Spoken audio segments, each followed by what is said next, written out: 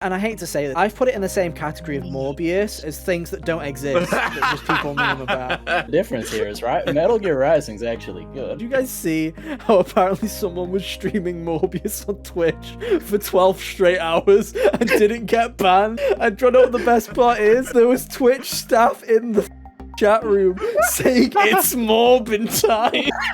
That's amazing.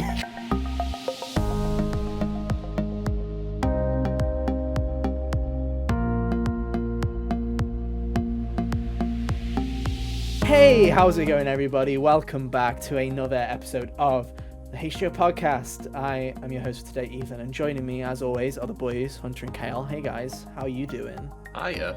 I'm doing Kale. just as well. You're Kale? Yeah, I don't know why I said it. Yeah, because I said it like that. I was like, hey, guys, it's Kale. My good friend Kale over there, dude. Oh. Dude, my whole life, I've never watched South Park, but because of that show, I've had to deal with people calling me Keel for my entire Kale. life. Hey, No. Kale. It's actually Talking to- miserable. Oh no. I just never grew up So with just South on Park. principle, I've never watched South Park. You know, the only interaction Me I've had neither. with South Park is the Just two out games. of spite. Pretty decent video Oh, yeah. games, but that's the only interaction I had. And also, back to back, we got more guests. Return of a classic guest, I guess, because it's been like 70 episodes. Nate's back. Hey, Nate, how you doing? Hello. I grew facial hair while I was gone. I know, right? Well, to be fair, you have had like 74 weeks or whatever it is, so you've had plenty Yeah. of time. As you can see, I've not shaved since, and nothing's happened. It's still just this. So I Yeah. don't know why.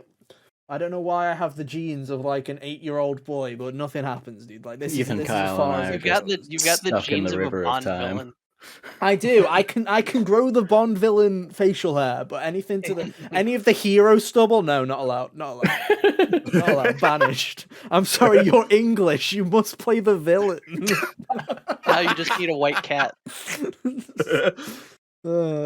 But no, it's good to have you back. Like I say, it's been a while. I don't know why season 2 was very guest phobic. We were just like, ew, guests. No, we'll No just one talk was to each other. around. Yeah, But everybody was big. also, Well, we didn't really we didn't try that ask. hard. We were also very. We like, didn't really try. I was working like every day you guys recorded, so Yeah. it's all good. It's So all were good. the rest of our friends. Yeah, it's fine. Friends. Forever alone. Friends. But no, it's fine. You're here now, and that's all that matters. Yeah. So yeah, we're back with another topic episode because, as everyone knows, 2022 is the year where gaming's dead. I hope you had a good February because that's the only month we're having this year. Let's go. But we're back with another topic. We'll get to that in a little bit. But yeah, HGO podcast every week, Monday at 5 p.m. UK time, 12 p.m. Eastern. You can find us on youtube.com/hotgamersonly or on podcast services. Just search for Hot Gamers Only. And yeah, thank you for all your support on all the recent stuff. People really liked the PS1 episode. Glad you enjoyed it. People really enjoyed Hunter's little transistor video, so thank you for Yeah, supporting that that as did well. pretty solidly so far. I do Yeah. enjoy that. Thank So you. yeah, thank you for all the support, and thank you for your continued support on podcast services where you continue to listen to us, even though we constantly berate you about being audio listeners. We love it. Thank you. We promise there's not too many video jokes, but probably more than you're comfortable with. But yeah, just look out for more stuff. Obviously, we'll keep up to date with everything on Twitter if you want at Hot Gamers Only. And yeah, let's just get straight into it. Hunter, what's the topic? We've been shifting topics around. We had a topic, and then obviously Nate joined in, and we were like, right, let's do a different topic. We'll sort it out. What are we doing? Because as always, I've done zero alright. preparation. Because what's the point of being a host if you do prep, dude? Like I delegate like a good You just leader. got- I'm you just like, gotta do the- you pick just the gotta topic. Upload it and edit. I Yeah, I have just- to pick yeah. the discussion. Yeah. But anyway, what are we doing? All What are we right. talking about? Favorite game developers could be like studios, specific people if you want to be like that. Regardless, just look at a body of work that's from different people or from certain, and choose your favorite. And I know what people are already going to say. People are already going to hear that, and regular HGO listeners are like, "Hang on, guys, let me just pause the podcast for a split second." Feel because I free think to I can- pause let and me- make a bingo card. Let me just make a bingo card real quick. Let me write down, because these basic ass bitches are just going to write down the same 5 fucking developers from the same 5 games that they talk about every week. And yeah, I'm looking at you, Kyle, because you know about 3 developers, and Hunter's probably got like 17. Nate probably has quite a few, and I'm just gonna go, hey guys, let's look at the list for a second. Video games. What developers have I bought more than one game Do from? I have on the box? Yeah, you know, guys, I'm a real big fan of Nintendo. Wow, what a great developer. Shocker. But no, so we're going to do a roundtable discussion, as we always do. We're going to pass it from person to person, and we're going to see what picks we have. And hey, maybe we'll have some controversial ones. Maybe someone will say something, and I'll be like, they fucking suck, am I right? We'll see. That's probably not going to happen, because everyone's just usually like, yeah, I agree. I also like Insomniac. That's a great choice. Let's give him a round of applause. And everybody go, yes, I too like Spider-Man. Yes, clap, clap, clap. Did I just nick one from people, by the way? Flip. Do a You flip. did. Pardon? You did. Was that one of yours? Yeah. Let's just start there then. Let's start there then. Let's Why do start you with like you, Kyle. There you Insomniac, go. Kyle?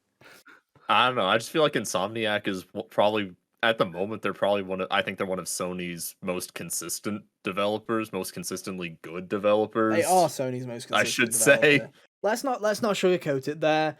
They have like they're consistently doing hits, which is obviously a lot of Sony studios do, but they're doing it constantly. I think more importantly, the consistency is there, but it's the rate of development that studio goes through. Naughty Dog takes fucking half a decade to make 2/3 of a video game, whereas Insomniac in like half a decade will release 4.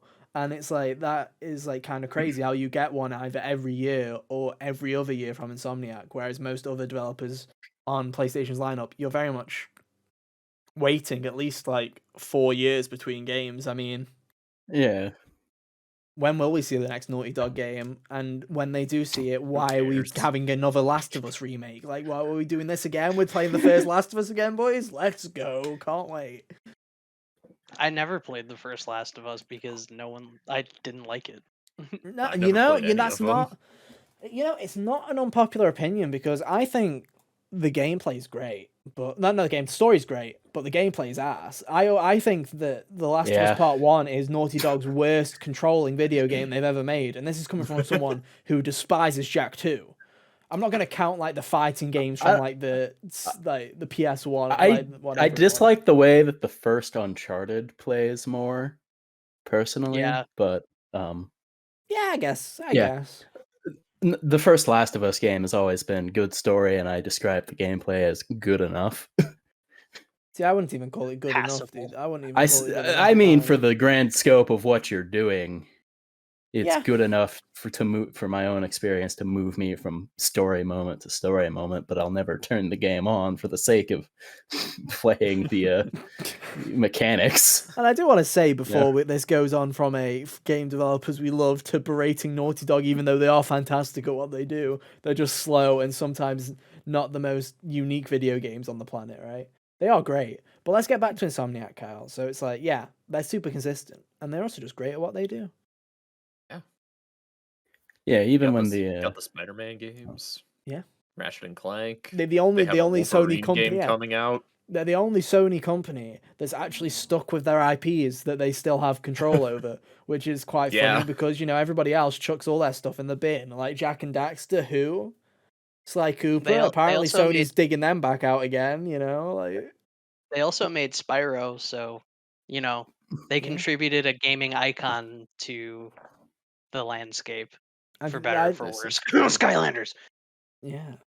But no, I think they did, they defined plenty of eras. I think the only era that they didn't really define was PS3. Because obviously you had Spyro with PS1, PS2 you had Ratchet and Clank, PS3 you obviously had the Ratchet Future trilogy, which is, I think, is fantastic. Okay. They're, I think Crack in Time's the best Ratchet and Clank game in my opinion.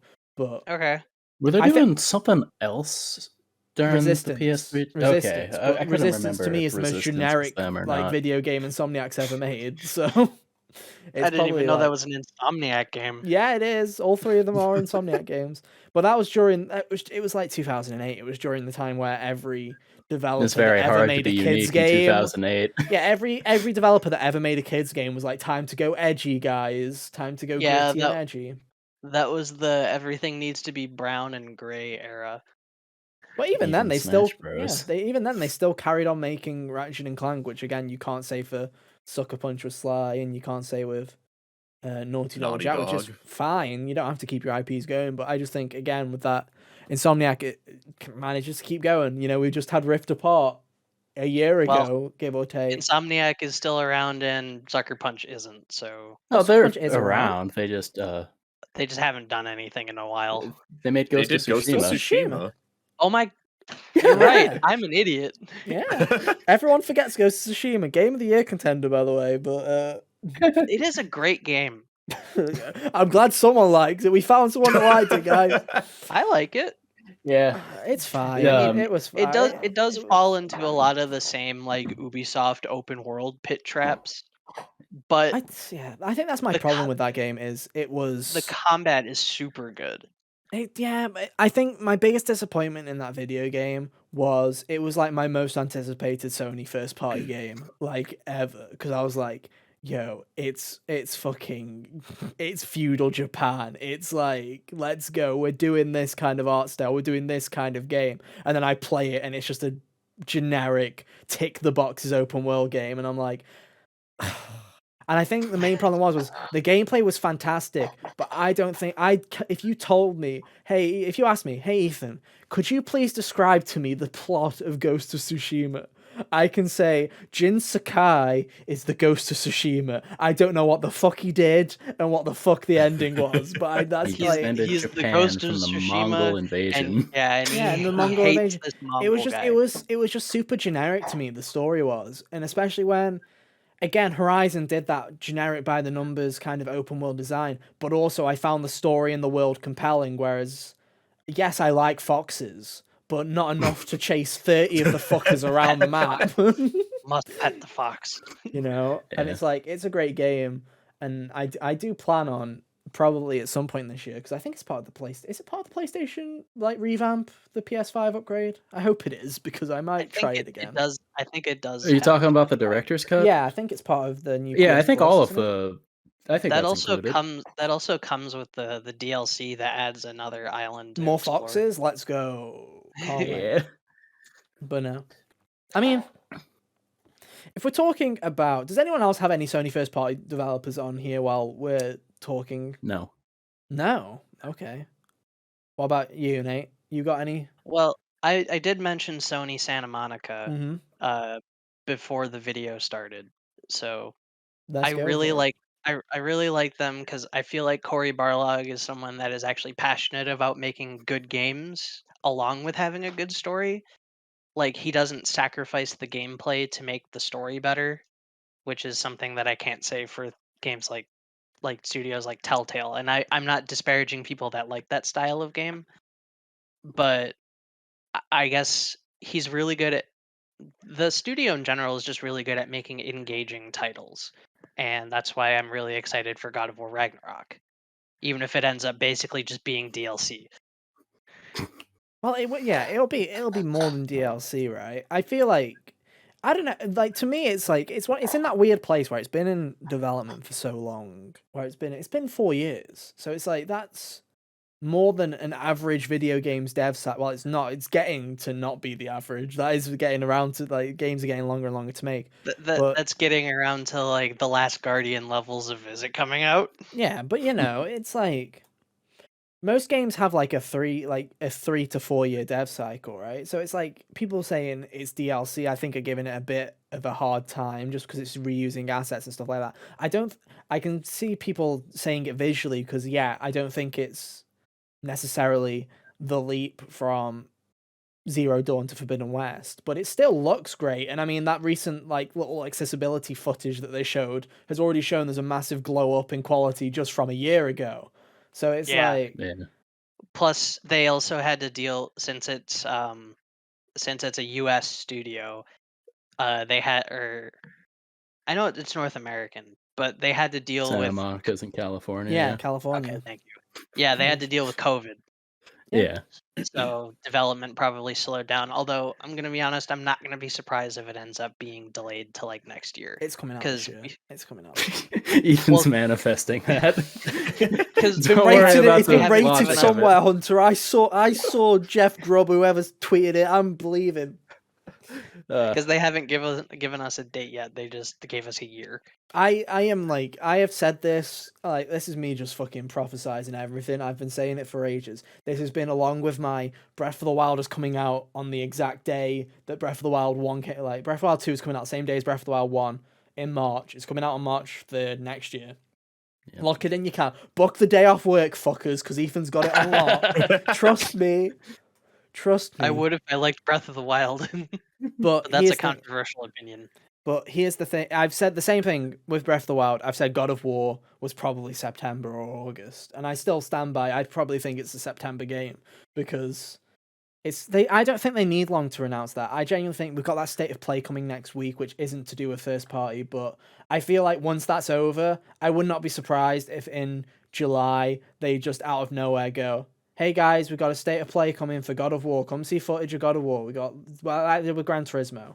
And then literally think during that, the- they'll be like, it's out in 2 months. There you go. Shut the fuck up. Stop asking Corey. I think the Leave Bruno original alone. plan for it was to have it come out exactly 3 years later because of the 3-year winter. Oh. But Probably. then COVID happened, and then Christopher Judge, Kratos' voice actor, had some like heart problem. I think. He had some issues. He had some health issues, and everything got pushed. Right, it was like Horizon Yeah. was supposed to be last year. That got pushed. But it would Sony make likes sense to if very they- much stagger their releases when they push. It would things. make sense if they release it in winter because it's supposed to be winter in the game. Some people have been very fanboyish console wise and been like, imagine if they nick Starfield's date, and I'm like, why the fuck would they? Who wants to release a Who first part? cares? Yeah, and I'm like, who would want to release a game like that right in Call of Duty Ubisoft bullshit season of November? I'm like, if I Oh, was a game man. developer, the 1 month that I'd want to avoid at all costs is November, because that month sucks, because that's when all Pokemon the season too. it's Pokemon Pokemon season, season. yeah. Yeah. God, All the Black Friday games come out. All the then, yearly yeah. releases come out I then. already have enough Sony fanboy salt in my system from a friend of mine who was like, Elden Ring sucks. I can't wait for Gran Turismo. Gran hell yeah. Turismo. I love that that didn't age well, did it? No. Oh man. No. Yeah. My dude didn't even know there was a lock-on system in Elden Ring. Hmm. Oh man.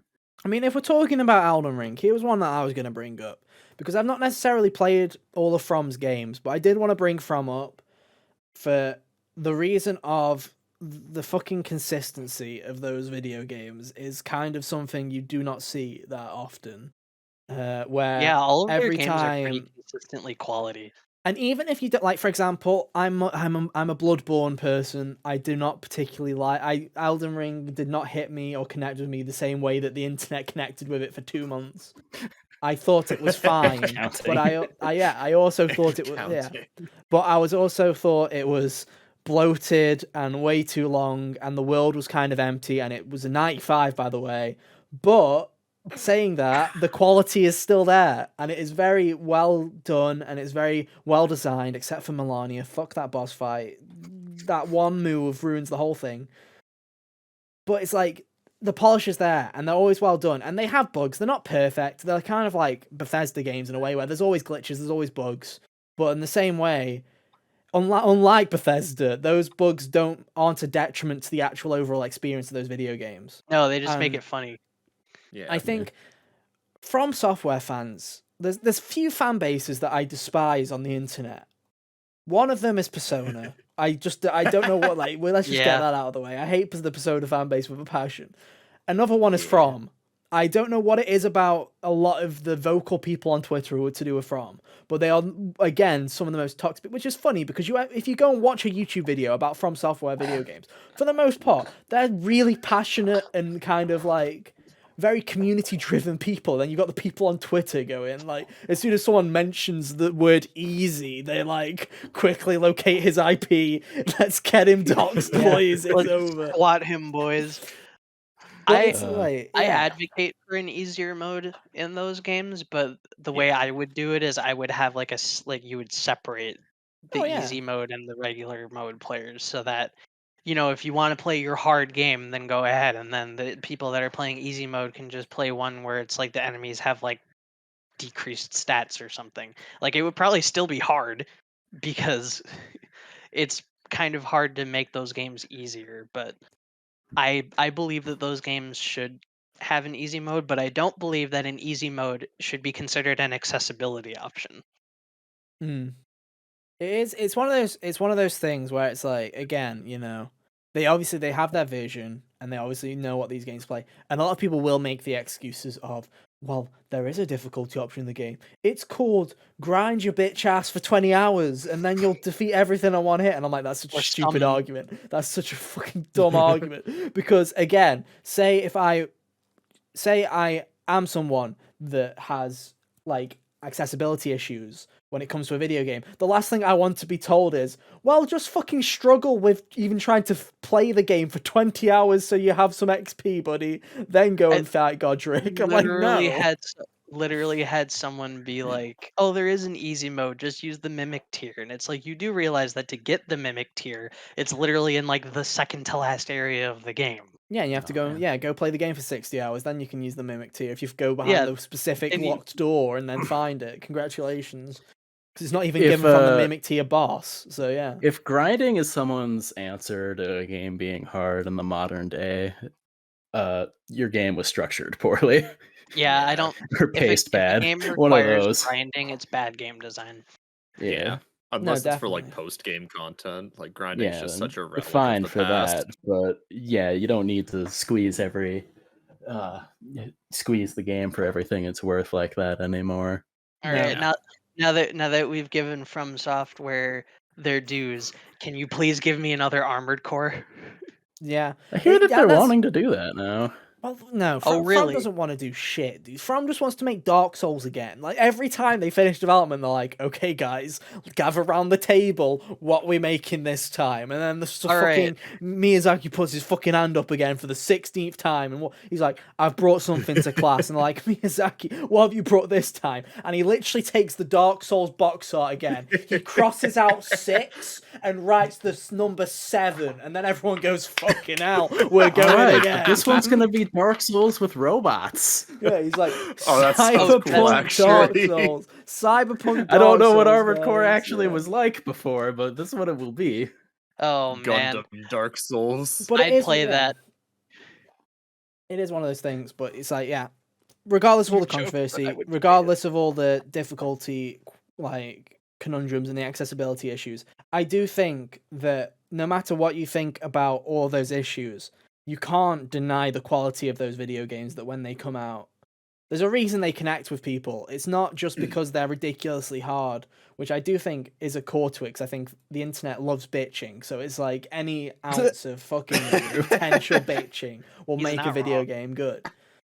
And it's like there's a very much Dark Souls is very much built in a way for the internet as like a community to latch onto it, because there's a lot of in hooks for the internet. They love difficulty. They love this kind of community feel. They love berating people for being terrible. It's Yeah, like there's there's so also- much to And there's attach like themselves to. But it's there's also like a quality game. Elitism. Yeah. there's like the stuff that's like super hard to figure out, and then one person is like, yo, did you know that if you hit this wall 100 times it'll open a ladder in Caelid and you can go down into the Lake of Florida? Yeah. Oh damn, don't want to go there. But yeah, Is it it's actually like called the Lake of Florida? no. The Lake How of do you Rot, get from yes, I did Ohio call to it Florida? that. You just dig really far. Someone That's Dark Souls 2 was- design. Someone posted a screenshot of Caelid, and it instead of like the Caelid thing popping up, it said New Jersey. Mm, Also exactly. funny. Oh. But yeah, no matter all the discourse, no matter everything about it, I think one of the main reasons that everyone's attached to it is this franchise is just because of how consistently good it is and how consistently the developers hit what they're trying to achieve.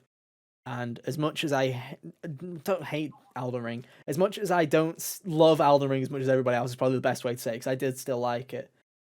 And as much as I will probably lament and scream horrendously when Jeff Keighley announces that Elden Ring wins Game of the Year, I will still respect the shit out of From, because they do make fantastic video games.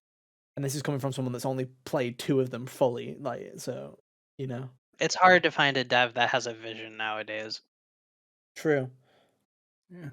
Especially one that they stick to their guns to, especially when the original didn't do, like, Demon Souls wasn't a massive hit, but they were like, again, this time with more feeling, and then it's like, oh, they got something again. They literally have been fucking shoving this game in people's faces until people go, okay, I'll play. And The only reason Fine. Dark Souls was multi-platform is because Sony thought that Demon Souls was awful. I bet you they and they probably fucking they feel regret that silly decision. now. Oh, they so do. much. That's why they jumped on the chance to remake it for the PS5, because they were like, "We're sorry, Miyazaki." Yeah. No, if only they do the same with Bloodborne, but alas, cheers. All I those want that to people at least drink- come to PC. It won't. Don't you worry. They've got a few. They've just had Elden Ring. Wait a year. Yeah. Who have we not heard from yet? Hunter, do you want to go? Yeah. Yeah. Hunter. All right. So this is going to be especially amusing considering their game this year wasn't good by any Oh, God, stretch here of the we go. imagination. But Platinum no. Games, pre-Babylon's Fall, is usually PBF, a is good that what we're time. calling it? Is that what we're calling it now? Like the good era, the PBF. Yeah, that was the Platinum era. Now they're Yeah. in the Bronze Age Platinum, again. guys, No, Platinum's always no. been hit and miss. Don't act like Platinum is Yeah. always released banger Yeah, after banger. okay, yeah. Yeah. It's not always. But normally, I'm pretty good at being able to tell which ones I care about and which ones I don't. Like Bayonetta, Astral Chain, Nier, all things that I went, that looks cool, and enjoyed. When like I can't speak to the actual quality of this, but like their Transformers game or whatever, I didn't care about that.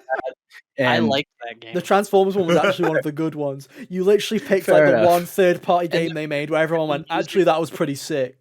The only one I didn't like that I can think of was the TMNT game that was Oh, hot that was garbage. another one that I knew they did a couple of those. So like those, I'm able to go, yeah, could probably skip this.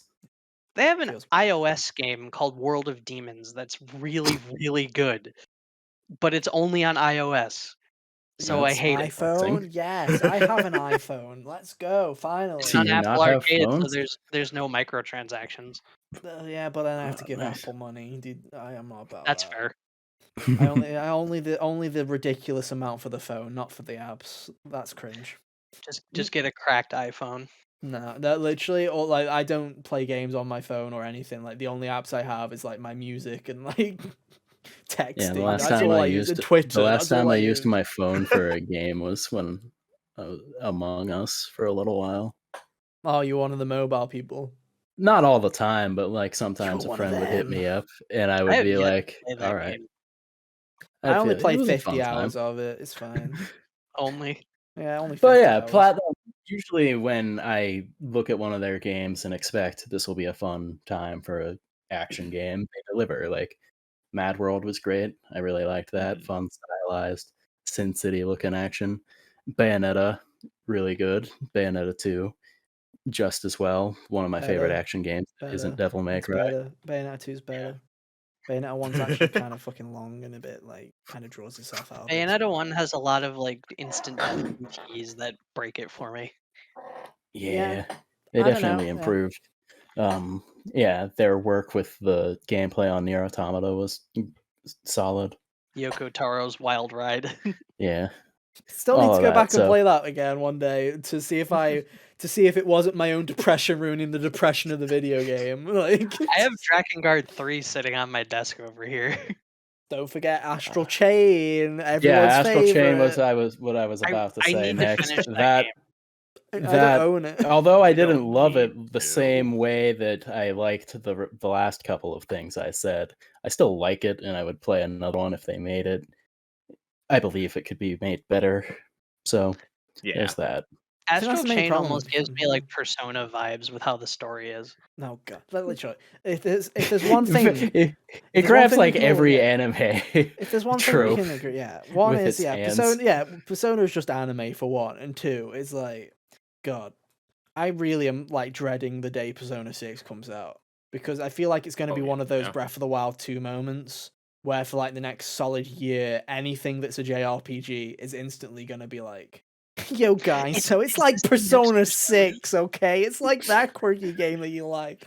And it's like, oh Dude, god, I'm we're dreading doing it again. P6 for a different reason. Oh, what is it? For It's, its Because oh, you know what? soundtrack, Because you know when because- when it you're comes gonna out, get all everyone's the- gonna be like, "Well, it's good, but it's not as good as 5." yeah, but that's Yeah. literally what the 4 fans did with 5. Yeah. Literally, Yeah, it it's wasn't as how good. it always goes. It's how it always Kyle, you is, should and get ahead then- of the problem. Catch all of these people in the act of slandering 5, and then Ask show their them, lies to "Did the you world. buy 5?" That's the thing with Persona is this is the tradition. You have your Persona game, and then you're legally not allowed to like any of the others. That is the rule. So It's it's like, true. congratulations, you played P5 first. That is your Persona game now. When Persona 6 comes out, you better bully the shit out of it. And then every time you see a Persona 4, 3, 2, or 1 fan, you have to say their game's mid. That's the rule. You And just then- Or that laugh they at aren't them. real. Yeah. You go, fucking Tartarus mid. Who's We played had Persona actual 2? design dungeons, you fucking casual. Yeah, and then there's Party gonna be all those control? there's gonna be all those top 10 BuzzFeed lists that are like 10 games you'll like if you liked Persona 6. Number 4 will surprise you. Number 4's Persona 5. It's just like, that's My favorite thing is when they do those lists and lead with the previous game in the series. It's like, well, go figure. Well, duh. Those are Who my would fa- have guessed? That's a safe bet. My favorite ones are like 10 other games 10 other games you'll like if you liked Mario Brothers. And it's like number 9, Mario Kart. Number 8, Mario Party. And it's like, oh, we're going places, please. We're going places. Wow. Number 7, Mario Golf. But no, yeah. Yeah. But no, Platinum definitely. The problem with Platinum is definitely they have to rush shit out. It's genuinely Yeah. a problem. Mhm. Is not Half the not time enough it time in the seems oven. like they're they got to do something to pay the bills, and then maybe don't get to dedicate enough time to what they want to actually make. Which is honestly shocking how long Bayonetta 3 has been in development, because I think this must be the game that's been in development the longest at Platinum, because I feel like Platinum's dev cycle is usually 2 years. It's usually 2 years and chuck. Like, that's usually what they do is, what's that? You're not They're done? also- Too bad. Go, Astral Chain. Make They're us also- money. They're also retooling a lot of it seems like they're retooling a lot of Scalebound into Bayonetta 3. Yo, Scalebound. Goodbye, sweet prince. It was nice knowing you. I care That's about you okay. again now. That's I own okay. an Xbox. It feels bad. That's all right. They put Drew in DMC5 and called him Nero. Do you He remember did look like him. Yeah. I love. I forgot what his name was. You know. Are people who still think that Scalebound will happen one day like the biggest copium? I feel like Are they real? breeders? Yeah, people. Copium, I feel like every year or so we get like a "Is Scalebound coming back?" article where it's like In a couple years, this will Nintendo's make a picked great up the fantasy rights. critic pick. No, Surely they not.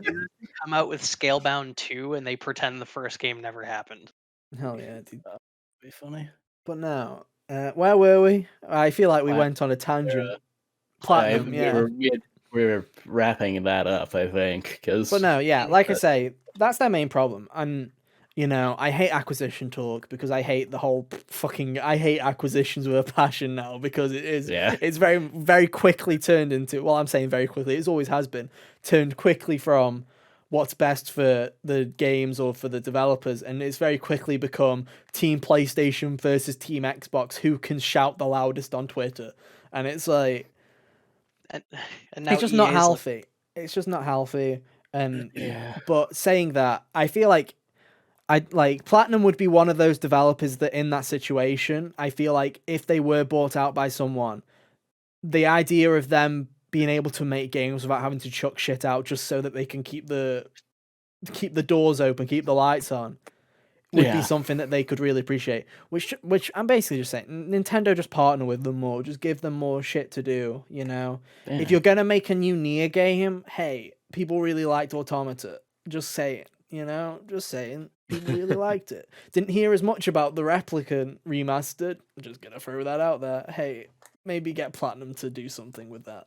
It's just like, give them some projects where they don't just have to chuck shit out the door really, really quickly. Yeah.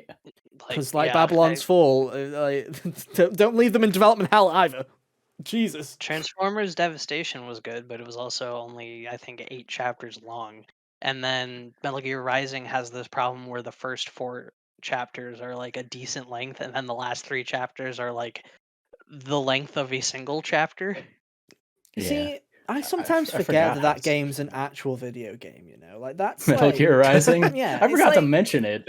Metal in, Gear like- Rising is immortal. And yeah, it's one of those things. Like, really I've is. literally, because I've seen so many memes about it this year. I hate to say this, I've put it in the same category of Morbius as things that don't exist that just people meme about. I Like, think you the difference know, here is right. I'm Metal Gear like- Rising's actually good. What are you talking about? Morbius is incredible, dude. Yeah, it's Morbin time. It's Morbin time, Morb. baby. Let's go. Did you guys see how apparently someone was streaming Morbius on Twitch for 12 straight hours and didn't get No one banned? won. And do you know what the best part is? There was Twitch staff in the fucking chat room saying it's Morbin time. That's amazing. And do you know the piece de God. resistance, the account got banned only after the movie finished. They waited till the credits started rolling on Morbius and then they banned him. And I was like, that's like a salute moment, dude. Like, that was incredible. But no, I do Gosh, forget. you Rude. magnificent maggot. God, I love Morbin. But at the same time, Metal Gear Rising Revengeance is in that same category of meme to death. So that's all I thought of. But yeah, it is Monsoon a got video what he game. wanted. Yeah, for sure. In a good way, though. I feel like Metal Gear Revengeance is memed out of a place of love more than a place of hate. Yeah. Oh, yeah, Ironic especially hatred. since Yeah.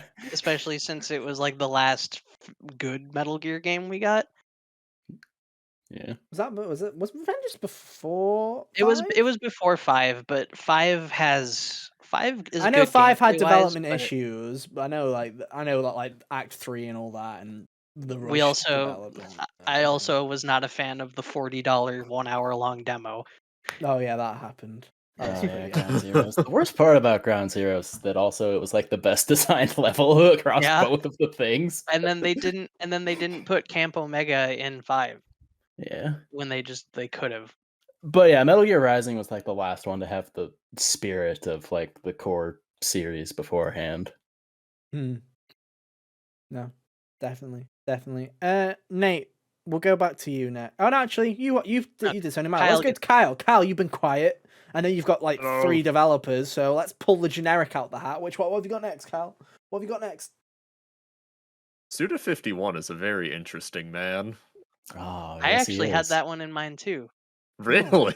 Yeah, too. Grasshopper. Played No More Heroes, so I didn't put him down as like a top listed thing. I have also only played No More Heroes from his work, but I've played Killer it is Dead. a very inspired piece of work. Oh yeah. It sure Even is. if that inspiration was just a bunch of movies. Webcams were frozen for a second. Sorry, guys. Oh, were they? It's fine. Yeah, Yeah. it's fine. It's fine. Don't worry about it. It's all good. Sounds good. You were saying, Kyle, Suda51. He is a video game man, a video game boy. He develops is. video games for the video Go game Suda. boys and girls. He sure is. I've never played one of his games. Dude, you Because should I'm play cool No More like Heroes that. too. No. It's a good one. Ethan Specifically would not too. care Skip for the it. other ones. At least Ethan's play. like, that game older than 5 years old. Get that And the you fuck are out both of my like that. face, dude. Get that the What fuck do you out mean? of It my released face. last year. No, No not More counting Heroes- ports, dude. Not counting ports. I'm gonna be honest. No More Heroes 3 was pretty underwhelming. No, don't worry. Yeah. Don't worry. These two fucking hated it. It's fine. Don't worry. You can. Okay. I don't I didn't hate it. I was just indifferent on it. And I'm gonna say hate because that's what gathers clicks, guys. They hated it. Oh my god. Yeah, I don't think No More Heroes 3 will gather clicks regardless of what you're saying about it. You True. could say, In you all- could, you could really say won't. it's I the don't think best it will, addition but- since Title of penicillin. the video in all caps: No More Heroes 3 worst game ever. Yeah, and watch it get 14 views. It'll be great. Yeah. But yeah, Suda51's an interesting. He's got an interesting mind for sure. Like all of That's one of those non that's like a negative. Very That's like when you try backhanded phrase policy, yeah. or very Backhanded, backhanded. compliment, yeah. No, It's like when that you wasn't try a to I feel bad- like in video game terms, it's a coming from compliment. me, is that a backhanded compliment? I love people who have interesting minds. I mean, to be fair, he is one of them. Yeah. yeah.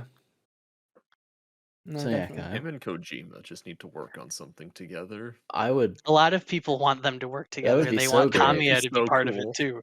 Oh my god, Kamiya? Kamiya. Oh man, that would be great. One time I heard about a potential collaboration between him and the dude who made or Suda51, that is, because we said like 3 names. A collaboration between him and the guy who made Deadly Premonition, and that game probably would not turn out very well on the actual gameplay part, but it would be one of those wild It would be things to wacky. experience. It would be something, that's for sure. Now, whether that something would be good, that remains to be seen.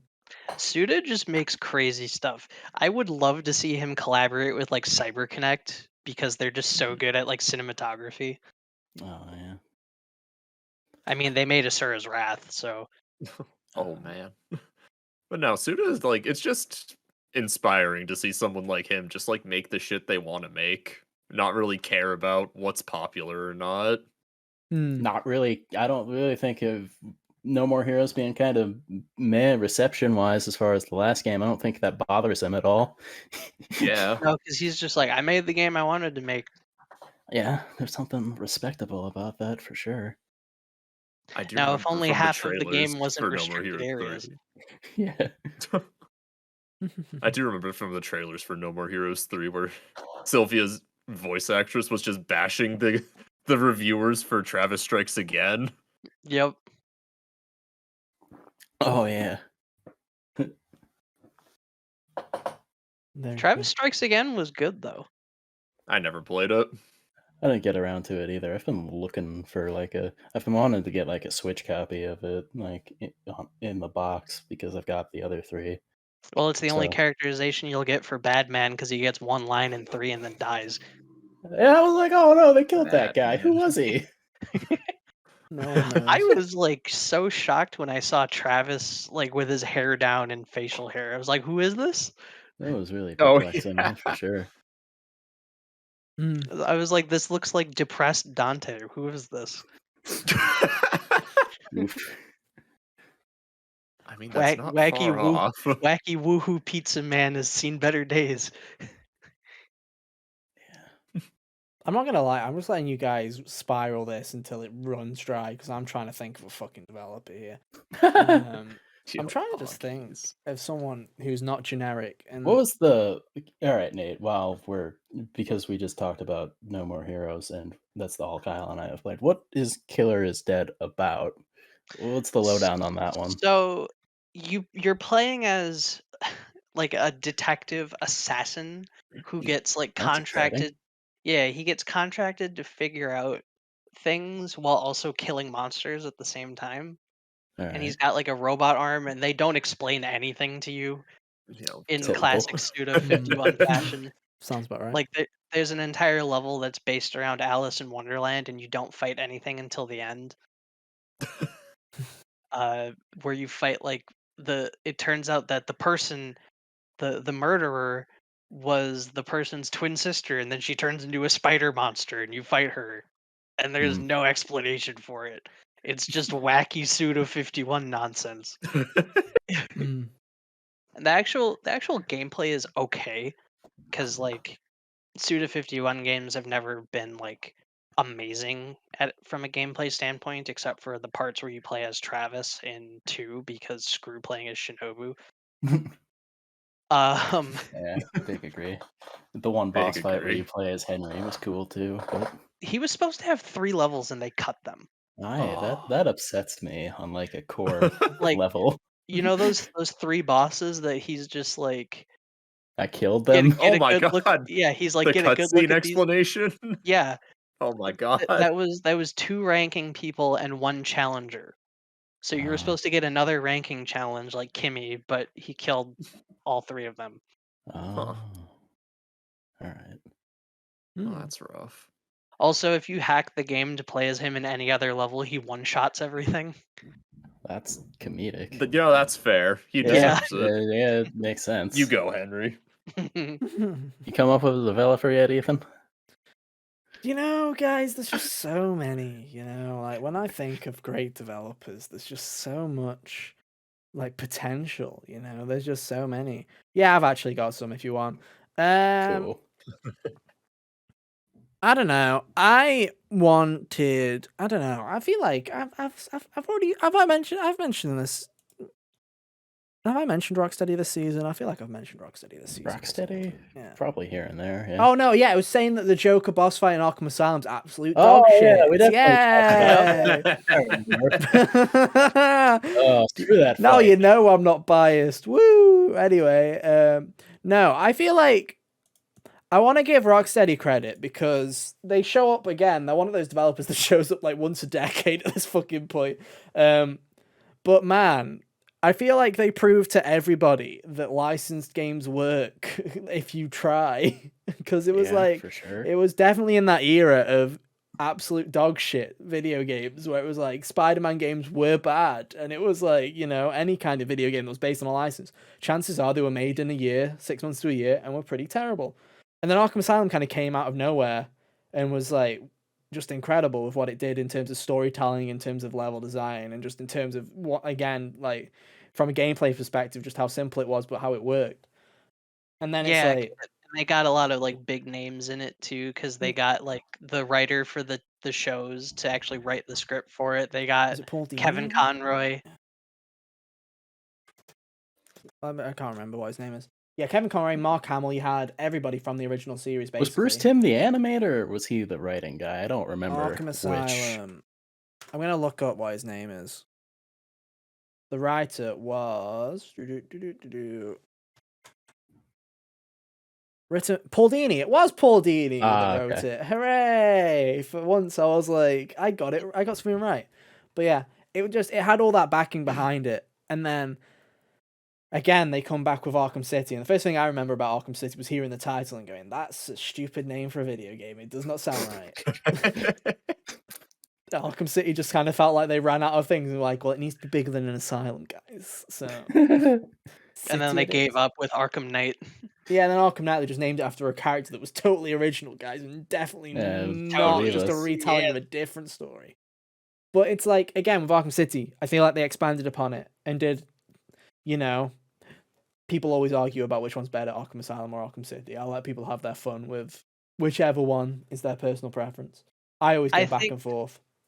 I think Asylum is good if you like a Metroidvania type adventure. See, I hate Metroidvanias, but I still think I think I side more of Asylum the more I have played them. City is more if you like open world exploration, which I feel like the gaming community is bloated with lately. Yeah, you see, that's the thing is I used to really be like, yeah, I like City more, and the longer I go on, I'm like, I think if I played them both right now, I'd like Asylum more because I've been given so many other big open world things that I'd be like, I can do with a decent change of pace, the more concentrated when I went back and level replayed design. them in 2018, that's how I definitely felt was, City feels more generic and Asylum felt like it's smaller in scale, but it's like it nails everything. It doesn't overstay its welcome, and it just does everything to a point where I'm like, every area in Arkham Asylum feels like it had purpose and there was a reason for it. Because you just go back through the asylum and it's something like that. It's a game that I think that Cal would actually quite like quite a bit because it's a superhero game that's not an open world game, but it also has very smart level design. To be fair to City though, it has better bosses. Oh, 100%. The bosses in Asylum are great. It's not like the level design completely disappeared in City. It was just spread out. Like there were certain sections that did have like thought put into them. I still remember like the penguins area being Oh no, they Going up definitely the have. Wonder Yeah. Tower. They definitely have, but a city to me definitely feels more like a game, if that Yeah, makes sense, for where sure. it's very much Yeah. gamey level design, whereas Arkham Asylum in that game feels like an actual place. It like For sure. they Yeah. built out every single section of that whole island, and everything links, and it very much feels like that kind of Metroidvania kind of everything's linked together and connected, and nothing's out of place, and everything connects, right? It's My almost favorite. like the Dark Souls 1 to Dark Souls 2 comparison of City is Yeah. 2, where you're like, okay, I get that the penguin's in the museum, but also why is this like there's a flood in the museum and there's all this ice, and it's like, okay, why is this when you think about it, this museum's fucking huge even for museum standards, and why is the museum only 3 corridors and a massive like area with a pool? Like it's one of those things, right? Yeah, for sure. Very My gamey. favorite thing about Arkham Asylum is the Riddler's breakdown as you find more trophies. The 'Cause Riddler is such a one of the last things he says is like, "Are you cheating? Looking them up on the internet? Tell me!" And I'm sitting here with the guide on my computer, like, no. I The would Riddler- never. Me. The Riddler in the Arkham games are the Korok seeds from Breath of the Wild done right, where the developer almost knew that if you were going for them, you've got that kind of fucked up collection, like completionist kind of mentality, and they knew to kind of fuck with you and play with you and go, yeah, you're a sucker. And it just jumps like All that. right, And you found all 400 something Korok in seeds. Arkham Here's your City, golden yeah. poop. Here's your golden poop for 900. Yeah. Oh it was God. 900. Yeah, Yeah, it it was was like ridiculous. 900. But no, and say what you want. I haven't spoken about Night. Say what you want about the Batmobile. It sucks ass, right? But from a visual perspective and from a actual Batman combat perspective, that dude. I would argue to find a better looking game. There's a couple of better looking. Like there's a couple of games that I say are on par with Arkham Knight in terms of PS4, Xbox One, that era of visual fidelity.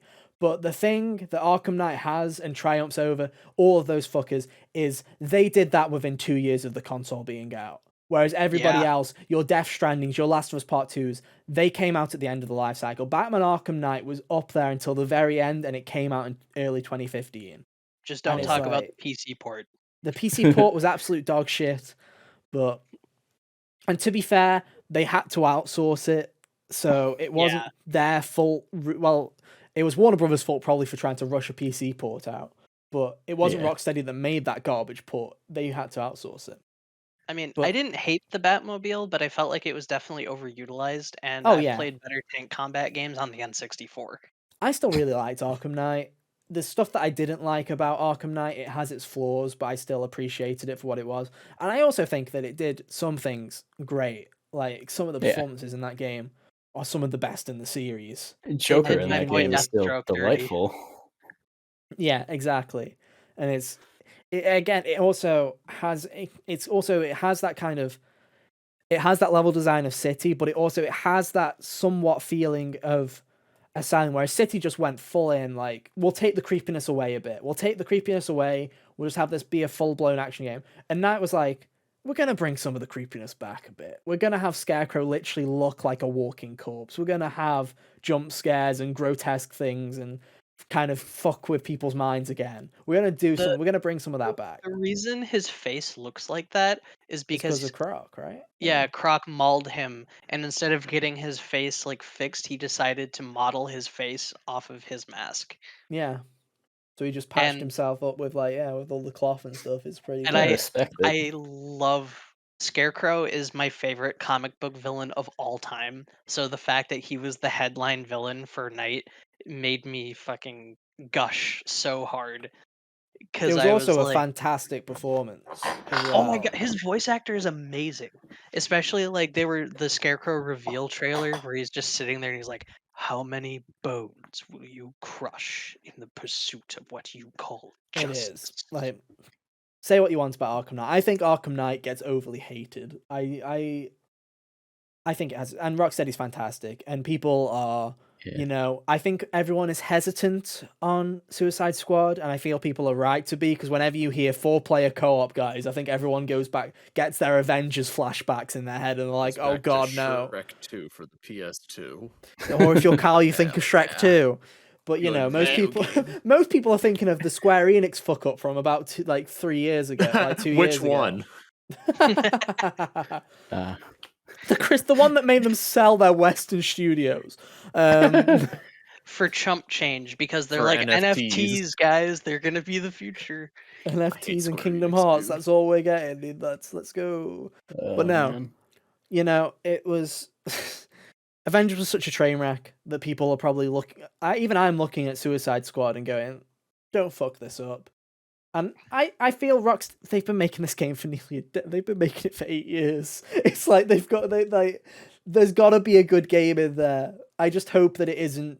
I'm hoping if I play it single player, it doesn't feel like I'm playing a multiplayer game single player, if you know what I mean. We've all had those Yeah. experiences where a game says it can be played solo or in co-op, when by that they mean, we made this for co-op. Hope you like walking around Borderlands by yourself, guys. Like, you know. Yeah, it doesn't scale for a single Yeah. player at all, so you end up getting mobbed.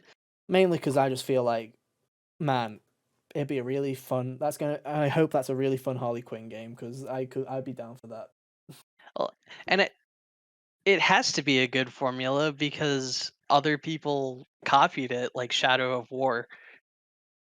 Yeah, Shadow of true. War and Shadow of The Mordor Arkham literally combat just copied system, the yeah. formula. Yeah. Yeah. No, definitely. Like I say, Rocksteady's a great studio, and I just wish that Suicide Squad didn't go through the development hell that it went through. And I hope it's worth the wait, because that's coming out next year, apparently. We'll see. We'll see if Gotham Knights gets delayed first and has anything to say about that. Yeah. Who's next? I guess me, I you. think. Yeah, go on, Nate. You can go. What have you got? All right, so this is a defunct developer that only made 3 games before they went out of business. Studio Warp. Okay. They made this games for PC and Dreamcast. that I was like, I've That never would heard of yeah. these. And then you said Well- PC and Dreamcast, and I'm like, that is Well, why. Yeah, the guy in charge of the studio also suffered a nervous breakdown and just stopped Ooh. doing video game stuff. But he was really Oof. big into the whole like digital actress thing that What was the- going okay, around in like elaborate. What's digital so- actress Yeah. thing? so in the early 2000s, a lot of Japanese developers were getting into this idea that they could make like a person, like a digital person that they would use in all of their games as like an actress. Oh, They'd always so have like the same Ah. first name. I get what you mean. Yeah, So So it's like if like- Sid in Final Fantasy was a lady. pretty much. So what you're saying is that these I'm picturing like this is like if a VTuber was an actor, basically, where it was like Yeah. they showed up in games as their and it's the VTuber, Like but they're playing Hatsune different Miku? characters. Basically, Yeah. yeah. The character's name was Laura, and in every game she has a different last name, but it's always Laura, and she always looks the same. She's Croft. a blonde Got She's a him, blonde boys. lady. So it started There you go. with You happy we mentioned Tomb Raider this week? You happy now, Hunter's brother? Yeah. We mentioned Tomb Raider. Cheers. Like and subscribe. Salute. But yeah. So is she anyway. the star of all 3 of those games, or? Yeah, she's the player character. So it starts with a game that's just called D, which I wonder D. why they went out of business. They forgot the rest of the title. Fuck. It stands for Dracula, which you don't figure out until way at the end of the game. It's one of those games that's like entirely FMV, and you just choose what to do, but there's Oh, a 2-hour yes. time limit. Hell That's yeah. epic. Yeah, that game was kind of meh. And then there was Enemy Zero, which it's a first-person like sci-fi game where you're running around a spaceship trying to figure out what's going on, but the spaceship's been invaded by aliens that are invisible, so you have to track them by sound. Also, you die in 1 hit. Epic. And I like those two games from like a weirdness standpoint, but I hated playing them. But the last game that they made was D2, which had nothing to do with The the Mighty original D. Ducks.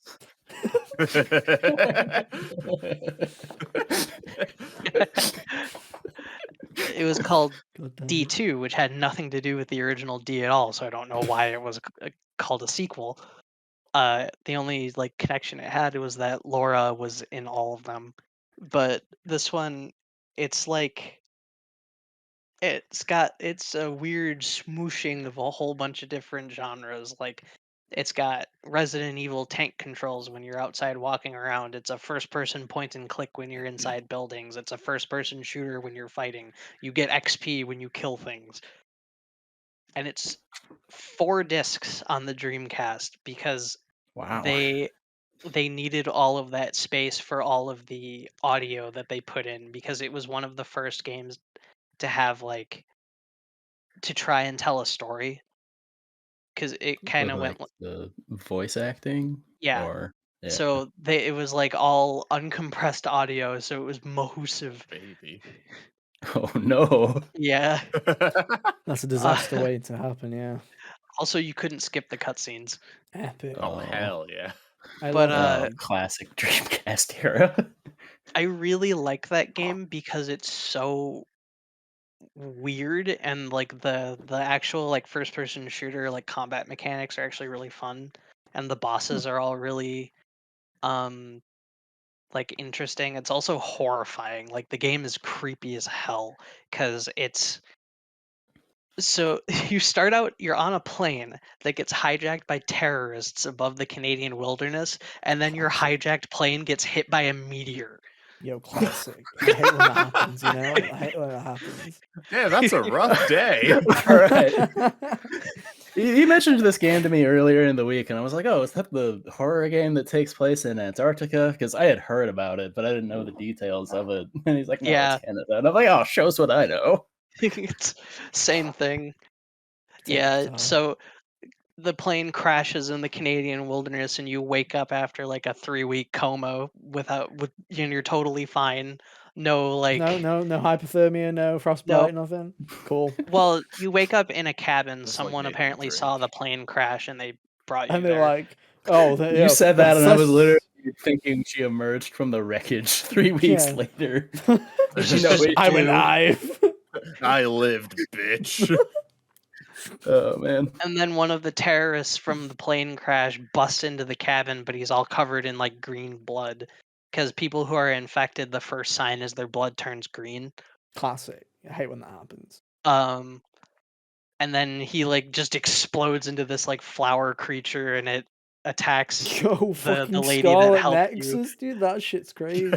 Well, no, it like bursts out of his chest, and then there's like an eyeball. It looks like everyone who is infected in this game looks like a Resident Evil 2 G virus monster. Oh yeah. And the weird thing, like the creepiest thing about them, is that they start like saying things that they were saying when they were still human, but it makes no Oh. sense. Like in the middle of like one of the bosses you fight is this lady's grandpa, and while you're fighting, he's got a tentacle coming out of his chest, and that's doing all the fighting, and he's like this, like he's holding a phone because he was talking to his granddaughter earlier, and he's just repeating the conversation as he's fighting Yeah, you dude, because there's a he's Doctor Who completely episode. unaware. Remember of to that. get the milk from the In store fact, there's before 2 you Doctor come Who. home. Yeah, there's 2 Doctor Who episodes like that.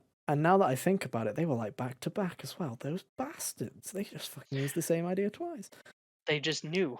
No, well, no, one of them was there was these people, like they were in spacesuits, and the spacesuits were recording, obviously using audio logs. So when the Yeah. monster was like, they were like invisible like piranhas, and they would just devastate, like they'd rip the skin off of people from the inside. But the audio recording logs would still be playing while they're walking around because the spacesuit was still preserving it. So they just repeat like creepy things that they'd already been previously saying. Ooh, that's freaky. Oh, Yeah. nice. And then the other one, which was literally an episode later, which had the similar kind of plot of it was creepy alien like space shit. There was like this. They were in this hostile environment, and there was just this alien that basically was using someone as their host, and they just started repeating everything that people were saying just 2 seconds after they were saying it, and then as the episode keeps going, it just progressively gets closer and closer and closer to like in time. So it'll start being a second out of sync, then half a second, then 0.25. Then all of a sudden she's saying things at the exact same time as the person that's saying it, and now they don't realize who the that's monster cool. is. Very cool Yeah. idea. But I always, basically, the moral of the man. story is, in kind of creepy horror kind of stuff, I love when people fuck around with audio. Like, it's always, Yeah. there's something always creepy Audio about... design is one of the, like, a good audio design will carry a horror experience for sure. But no, there's Yeah. always something good about using audio, and especially if it's people's speech, and especially if you're doing it in a way which makes people things uncomfortable, where it's using people's audio in different ways, or use, like you mentioned, them saying things that they were saying before they were taken over, or if it's like, again, audio logs, them fucking with you. I just love that kind of stuff. It's Yeah, always like creepy the and usually works. the first boss is the flight attendant, because you go back to the plane records to see if anyone was like surviving in it, because they got a radio message from it. And they were like, okay, well, we need to see if anyone's alive. And it's this like flight attendant, like half of her body is burned, but she like stands back up and she's got all the green ooze over her, so you know she's gonna transform soon. And she sees you and she's like, hello, ma'am, is everything all right? We're currently over Canada. And then she like descends into like word salad, and then that turns into gibberish, like while she's talking. Turbulence. Yeah. I think she says something about turbulence, actually. And she's like, turbulence, and then her face splits open. It's like, Jesus classic. Christ. Nice. And that was when I turned the game off as a kid. Yeah, I don't blame you. That's fair. Because my dad showed me that game. And Hey, when I was son, like I wanna be scared, bitch. he also, when I was really little, my parents were like, hey, come check this out. And they showed me the scene from Raiders of the Lost Ark where everyone melts. Oh my god. Oh, nice. Why? Okay, that's hilarious. This is hilarious. I'm the way I am, but my parents didn't do this to me, so... So my parents were like, hey, come check this out. And then no context showed me that. And I was like... Because, you know, you're 4. What you're seeing on the screen, for all you know, actually happened. So Yeah. in my brain, I was Yeah. like, why are you showing me someone dying? Oh, No. man. Because That's I nice. hadn't watched any of the movie up to that point, so I didn't know that any of them deserved it. God. No, fair enough. Fair enough. But no, That's not the only interesting. time my parents did that to me. Anyway. Yeah, that's Yeah. pretty much Studio Warp. And then he had a nervous breakdown because no one liked his games and decided to stop making games. Oh, that's a bummer. It's a shame, but that happens. Like, it's it's not an abnormal thing to hear about in the games Yeah. industry, Yeah. though, is it? Especially Unfortunately. back then, you know, You ever heard gaming of was Tomba? probably... Gaming was a Speaking unstable of, endeavor. Is that what happened with Tomba? Is that why there's only 2 of Whoopi them? Camp made 2 games, Tomba 1 and Tomba 2. hell yeah, And dude. then we never saw them again. Hell yeah, dude. Cheers. That's what you think. 2022 is the year of Tomba 3, guys. You heard it here first. God, I hope. That would be cool. World's Return not of ready for Tomba it. 2. I would prefer if it's more like the first game. I I grew up with the second one. I just love how weird this. We're just talking about this theoretical world of like, oh yeah, this franchise that's been dormant for 20 years is going to magically show up, and then Nate's just sitting in there in the corner going, you know, I hope it's based on the first one, not the second. I'm like, be grateful you're fucking getting one, Nate, in this fucking universe, dude. Like, I was just amused because I didn't. I think we're the only Ethan 2 and I people were that both remember it, talking Nate. nonsense. yeah, you two are In the only the two that first fucking place, played I didn't Tomba have 1 a and frame 2. of reference for either of them. Yeah, exactly. I don't know. I Tomba guess I'm 2 an is Fetch Quest the video game. Dude, I love Fetch no. Quests, guys. I've played So is every Majora's Assassin's Mask, Creed. and people Let me love at that it. game. Yeah, I love Majora's They do it Mask. good I though. think I just like Fetch Quests. Dude, who doesn't love a good Fetch Quest? You know what I'm saying? Let's get a 50 Just enjoy I doing loved one Death game. Stranding, Oh, dude. is I it- loved Is it Death my turn? Stranding. Because Yeah, it's your I turn. can't have a talk 'cause segue. Twilight Princess is Go my on, favorite. go on, then. Yeah, Death Stranding, exactly. Yeah. Kojima Productions is on this list. All right. Why? which They're is- garbage, am I right, guys? Why? because the Metal Gear Solid series in some way made me who I am, and I can't deny that. And Cheers, also, bro. I did like Death Stranding, which is very much just Postman Simulator. We're getting And the another one. politics. We're getting another one. Yeah. Honestly, Travel I across. I don't I hate love- people that like Death Stranding. I just don't like it. I love the That's Death fair. It's Stranding, not dude. for everybody. Like, I wouldn't tell Kyle to go and play it because he wouldn't like it. If you told me to play it, I'd laugh at you. Dude, play you Death don't Play know. Postman Simulator where you fall You don't over, know how listen to your good. iPod, You don't throw know how blood good grenades. it felt Yeah. to be unemployed and play Death Stranding. It was like I had a job for 2 weeks and I was like, I need this right now. And I was like, this is my life for 10, 11 days. And I played it for like 11 hours a day. I was mailman, dude. And it was Maybe incredible. the reason I didn't like it is because I've worked for 10 years at a McDonald's. Yeah, And I probably. was like, that- this reminds me too much of work. I could see how Probably. that would be tedious. Someone who has a job that's tedious to them probably wouldn't like something like Job Simulator either. You know, but There was just yeah. Death Stranding is a very weird game because I feel everybody feels the same way. Where I feel like there's like unanimous decision, like there's a unanimous verdict on Death Stranding that everybody hates the first 8 hours of Death Stranding. It's like this is a fact. Even people that loved Death Stranding hated the first 8 hours of it gameplay wise, and it's literally at that 8 to 10 hour mark. It is either for some reason it clicks with you at some point during that 8, and it's like I get it now, I like this, or it's a nope, hate it, turn it off. And I feel Yeah, like the there's, like, funniest that's, part like- about this game is like whatever this little shift in perspective is, whether you like it or turn it off, the game doesn't really start doing anything different. No, you just either accept it and go, I like this, or you go, no. Because I remember, I think I don't remember if it was, I don't remember if it was to you, Hunter. It probably wasn't because this was before the podcast. But I remember very specifically when I started playing Death Stranding, I was like, I do not like this video game. Why are people saying it's great? And I was like, oh, I'll just carry on playing. I'll see what it is. I'm like, okay, I'll just do this. I'm gonna give up after tomorrow. Oh, I guess I'll do it again. I guess I'll do this. And then before you know it, I've built zip lines everywhere and I'm fucking yeeting myself across the map going, this is great, this is great. I literally had built a whole system out so I never had to walk again. I was just fucking zip lining everywhere. And I was I don't like, have to fight the invisible Yeah. monsters if I just go over them. do you want to know Yeah. Nate, do you want to know my proudest achievement in life, dude? What? I never triggered a single BT incursion except for the one, and that one is the game forces you at one point to force in So the BT incursion. I never encountered the BTs ever in my entire playthrough except for that one, and I'm They're so not proud that of it. hard to avoid. Yeah, but I'm so proud of it because Yeah. everyone's like, "You didn't?" I'm like, "No, I literally didn't. I'm a god." I- dude. I Literally. engaged in combat exactly once. Yeah, I never did, and everyone's like, the combat kind of sucks, and I'm like, other than Yeah, so mules, just I don't do never it. encountered it. Dude. The BTs Yeah. never fucking dealt with them. Dude, never dealt with them. Even if they do encounter them, it's still pretty easy to just run. Or cut their umbilical cord and set them free. I love that. Yeah. I love when you get that ability, like 50 hours in, because they're all attached to umbilical cords, Kyle, because it's Death Stranding.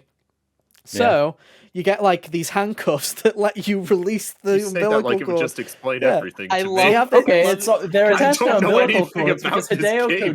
Kojima made it. Does that Yeah, and then you register better get for some you? handcuffs that have a special Yes. blade that let you cut the umbilical cords, and then you can wave bye monkey and send them to the afterlife. So you're like, cut, bye bye, and they float away, and off they go, off to the afterlife. And it's like, great. there's only- Great game of the year. Loved it. Like gameplay wise, I find it boring, which is like, it's any game can do that. I guess story wise, one of the things that I don't like about it is it does that thing where it like throws terms at you Oh, and doesn't it hits explain you with what they hits you with the Kojima Rolodex of Yeah. nonsense. Excellent Chiral exposition network. Everest, came as I to- like to call it. in What video else games. was literally- there? Yeah, it's like chiral network refuses to elaborate, walks away. See, like at least Metal Gear Solid was tied to like military terminology, so Yeah. they'd have like acronyms and stuff that they'd explain. Kojima just made this stuff up, He's gonna do it again. He's gonna do it He again. Let's is, and it's gonna go. be great. But as far as like, Metal Gear Solid, I've went on about how much I like that series before. What I think is valuable about Kojima and his studio is really, he's one of the few like AAA level developers that get to be weird. He's like Death Stranding is still an open world action or kind of game, but it's not like the other open world action games in a lot of ways. And if you want something weird a lot of times you have to start looking in like the indie space. And I think Kojima being around and proving that you can still do something that isn't what everyone else is doing is valuable to have. No, Death definitely. Stranding also has a really good villain. Yeah, Troy Baker kills it, man.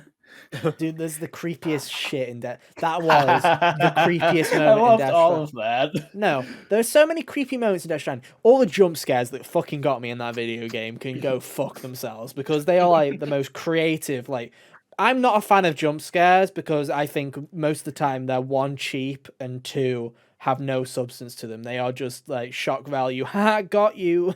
We're so fucking funny. We shoved a massive monster in your face and you shot yourself. Yeah, exactly. But all you gotta do is this. yeah, literally. And it's like, oh, well done. But literally the Death Stranding ones where it's just like, oh, let me go check on BB.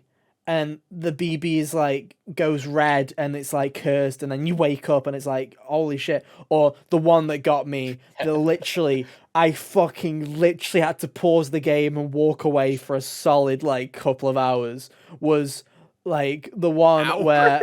Yeah, literally hours. There's two. One is the one with, is it Higgs that's in the shower? Is that the one? Like, there's one where I thought you were gonna say his mask when you're checking the mirror. No, Amelie. The one with Amelie and Higgs's mask scared the living shit out of me. Where you just do like Norman Reedus goes up to the mirror and does all those stupid posing faces. But then you just look up, and instead of you, it's like Amelie in Higgs's mask, and there's like all the Death Stranding like kind of black goo everywhere, and it literally, I paused the game and went nope, and literally walked out of the room. And I was like, that scared the living hell out of me. All right, time to take a walk around the block. But it's like time to go make an actual postal delivery. But the thing that like, there's so much creepy shit in Death Stranding. Like, my favorite one is this stupid pizza mini game throughout the entire game where this same fucking guy from across every part of the map keeps asking you for pizza, and you're like, what is the deal with this? There's just this random guy that keeps asking me for pizza, and by the end of the game, you go into the person's bunker and it's like a crazy madman's bunker, and there's like a load of lines connecting a load of photos of everybody. And it's so creepy. And then you realize that it was Higgs's bunker. And while Higgs has been fucking with you and being the villain the entire time, he's also been making you give him pizza. And you've been delivering pizza to him the entire time. And like, that's the most Kojima shit ever, that you were delivering pizza to the main antagonist of the video game the whole time. And like, that's literally the most Kojima shit ever. But it's like, it's stuff like that makes Kojima games special, right? It's just the random wacky shit. Imagine if the plot of MGS2 was just Raiden was supposed to deliver pizza to Solidus. That would be great. I really hope they do that again in Death Stranding 2, is just have a pizza thing and be like, nope, not doing it, can't force me. I hope what they do is that You they go can't fool me twice. the intent that you did it before, and then they do something completely different with it. Yeah, like the guy actually that you're giving pizza to ends up being like completely wholesome, and he's just like, "Hey, man, thanks," and then just give you a bunch of money. Yeah. But no, Kojima is, like you say, he's one of those special developers where it's like, he does seem to be able to get away with murder, really. He can do whatever the fuck he wants, so everyone's like, yep, cool. It's Kojima. That wacky Kojima.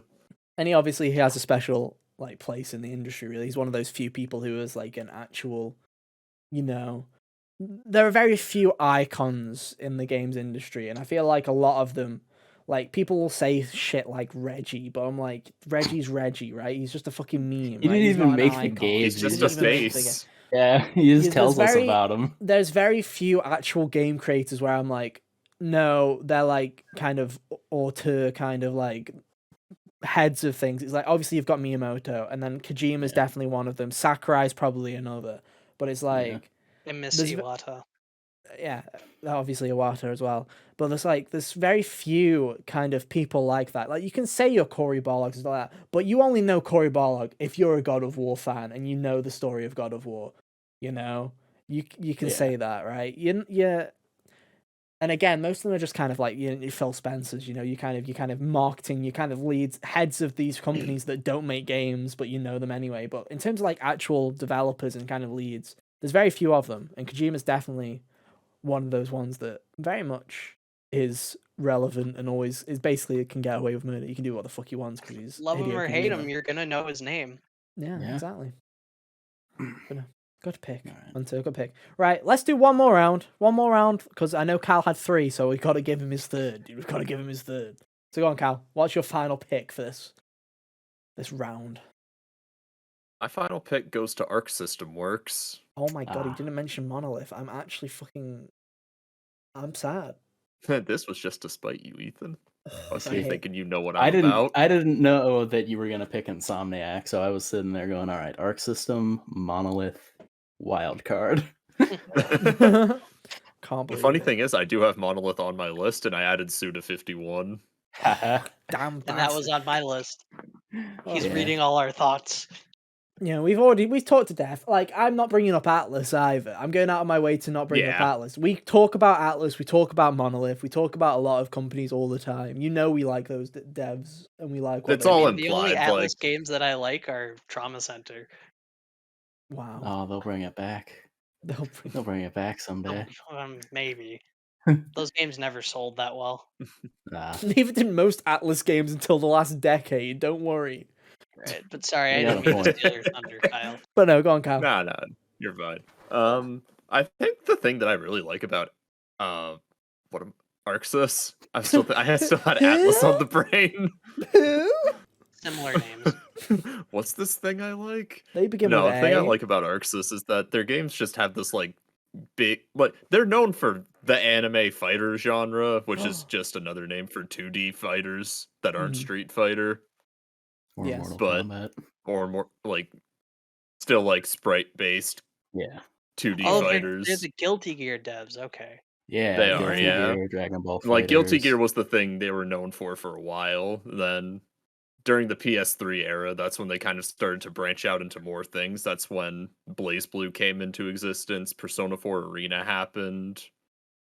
Blaze Blue And- has the plot that people think Kingdom Hearts has, Blaze Blue is absolutely batshit. but it has great characters. People, Boy, yeah, do those people- characters look cool. Soul bad guy. That's Guilty Gear, but you tried. Yeah, that's fair. I'm not really You a fighting game fool. guy. You chose poorly. But The also, only- yeah, Soul Bad Guy. Soul bad guy. I've remarked he said this name like 2 weeks ago, and I was like, "Is that his real name?" And he It was is. like, "Yep." And Well, I no, his real laughed. name's Frederick. Oh, Frederick Soul Frederick bad guy. something. I don't know. Frederick Guilty Gear Harrison lore is the also third. complicated. My name was Frederick. I'd change it too.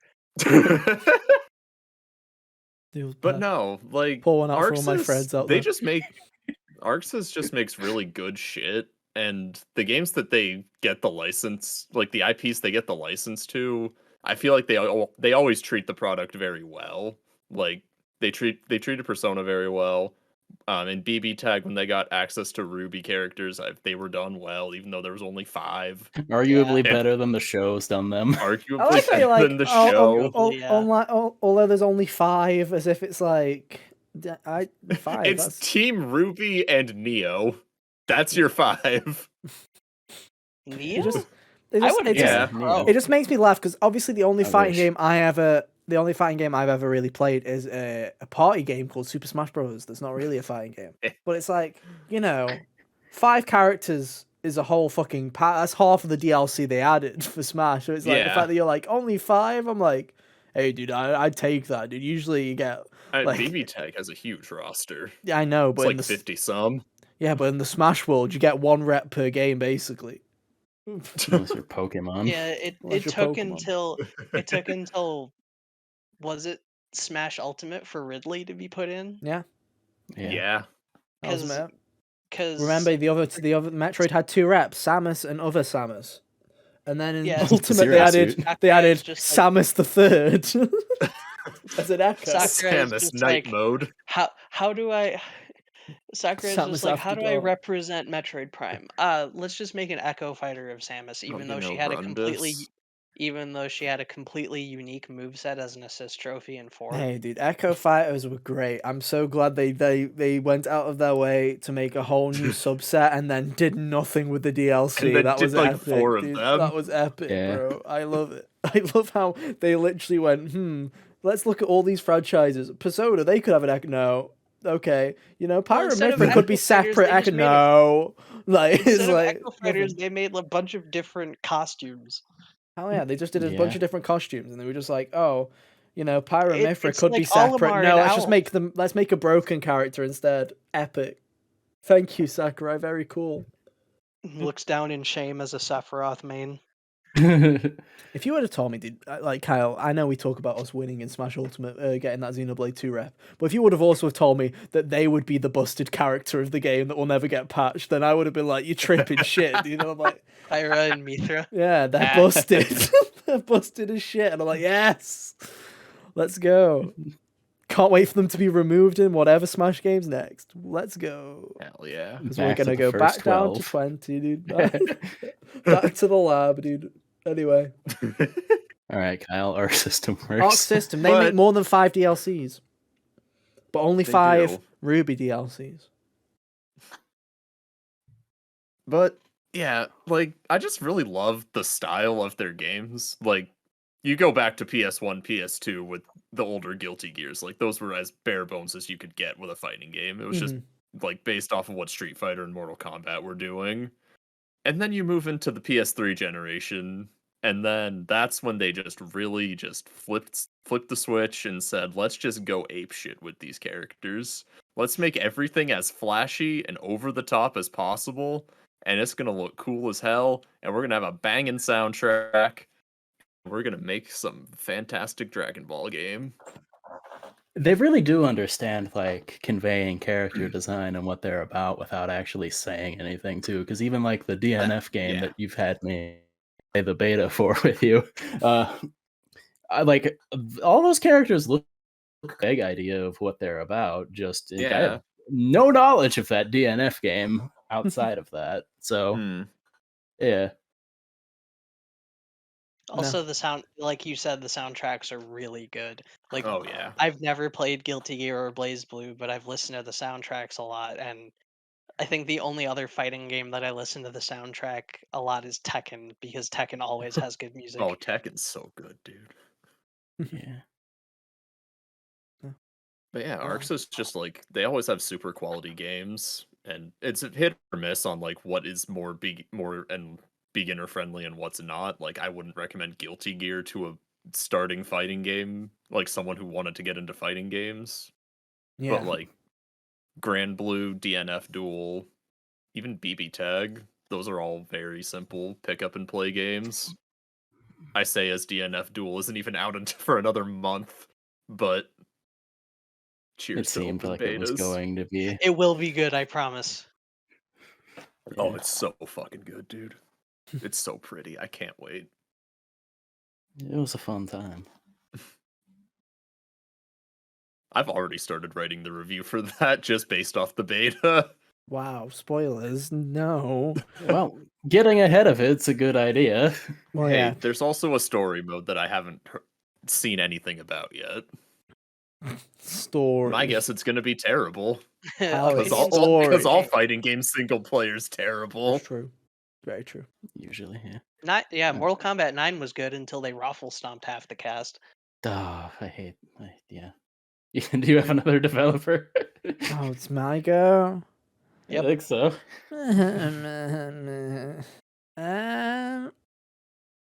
I don't know.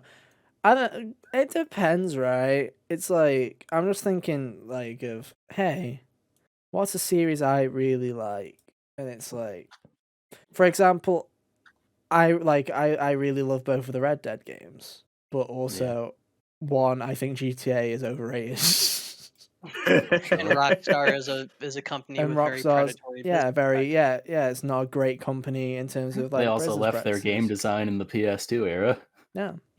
practices. They sure did. They left their controls in the PS2 era. I'll give them that much. They Yeah. mash X You to want to run. run? You got to do this. But no, it's Yeah. like, God, I don't know. There's like so many. there's so many developers, but it's like, I don't know, Hunter. You're making me choose. It's Oh, not the clearly gonna decision be Game paralysis. Freak. Oh yeah, let's pick Game Freak. Let's pick Game. All those Pokemon games that you like so much. I do love a good Pokemon game. I don't know. Shall I just do a Too quick? bad You they want don't make those anymore. Yeah. Yeah, just do a weird one. I mean, I did Studio Warp. I don't I mean, think it's not anyone. that weird, but hear me out on this one, guys. Toys for... They're not including Skylanders, Toys for Bob. And the reason I'm saying Toys for Bob is because, one, have you seen their fucking office? It's like, literally, it's like fucking Hawaii themed, and they've got like, it's all like woodwork, and they've got like cabins and shit, and it's just like, it looks like they're just all pissing up. They look like they're just using their company time just to piss about, and that's pretty epic. But not only that, they just look like they have fun when they make their games, and they just like they make fun games. Like, I really liked the work that they did on Spyro Reignited. They didn't make all of Spyro Reignited because that game was rushed to shit. But I really liked their work on Spyro 1 especially. I think that's like the best out of the Crash NST and Spyro Reignited bundle all in one. Spyro 1 is probably the best done out of all of them. And it's not even really close. I mean, they designed all 80 dragons uniquely for that fucking thing. So it's like, yeah, they obviously put a lot of time and effort into it. But it's like Crash 4. They obviously just really loved Crash and knew what to do with that game to make a game that was their own, but also felt like it was in the spirit of the others. I loved being able to play as Dingo Dial. Yeah, it's just like, no, and that's the thing is, if it was just a corporate checklist of a video game where someone was like, you're going to make a Crash Bandicoot game, tick, tick, tick, He's gonna tick, do tick. the dance. Yeah. There's no way in fuck that you would pick Dingo Dial as a playable character and you'd have him do these stupid levels and you'd have him say bastard and like... Yeah, that caught me off guard. You know? And it's just like stuff like that, and you'd make the game like 60 hours long for a casual to 100%. And it's like, there's just so much stuff where that game was very much made for fans of Crash Bandicoot to cry over. They also definitely designed Tana to bring in the furry audience. They definitely did, but hey, like, everyone's been doing that since Space Jam. Let's be real here. Let's be real. Space Jam created furries, and then everybody And has Sonic just carried ran with on it. after. Yeah, Sonic ran with it. True. In fact, I literally ran with it. If you think about it, when was Space Jam? Was it 1990? When was Space Jam, guys? Yeah, Sonic probably did it first. It was after I was born, which was 95. It was 1997 actually. There you go. That was my brother's birth year. It was 1997, Happy birth which year. is when did Sonic go 3D? What was Sonic's first 3D game? 2000. Adventure? Sonic. I think Adventure was in 2000. Yeah, you see, and that is when the game. That's was when it Sonic 98? Adventure. Yeah, Sonic Adventure. Sonic Adventure was 1998.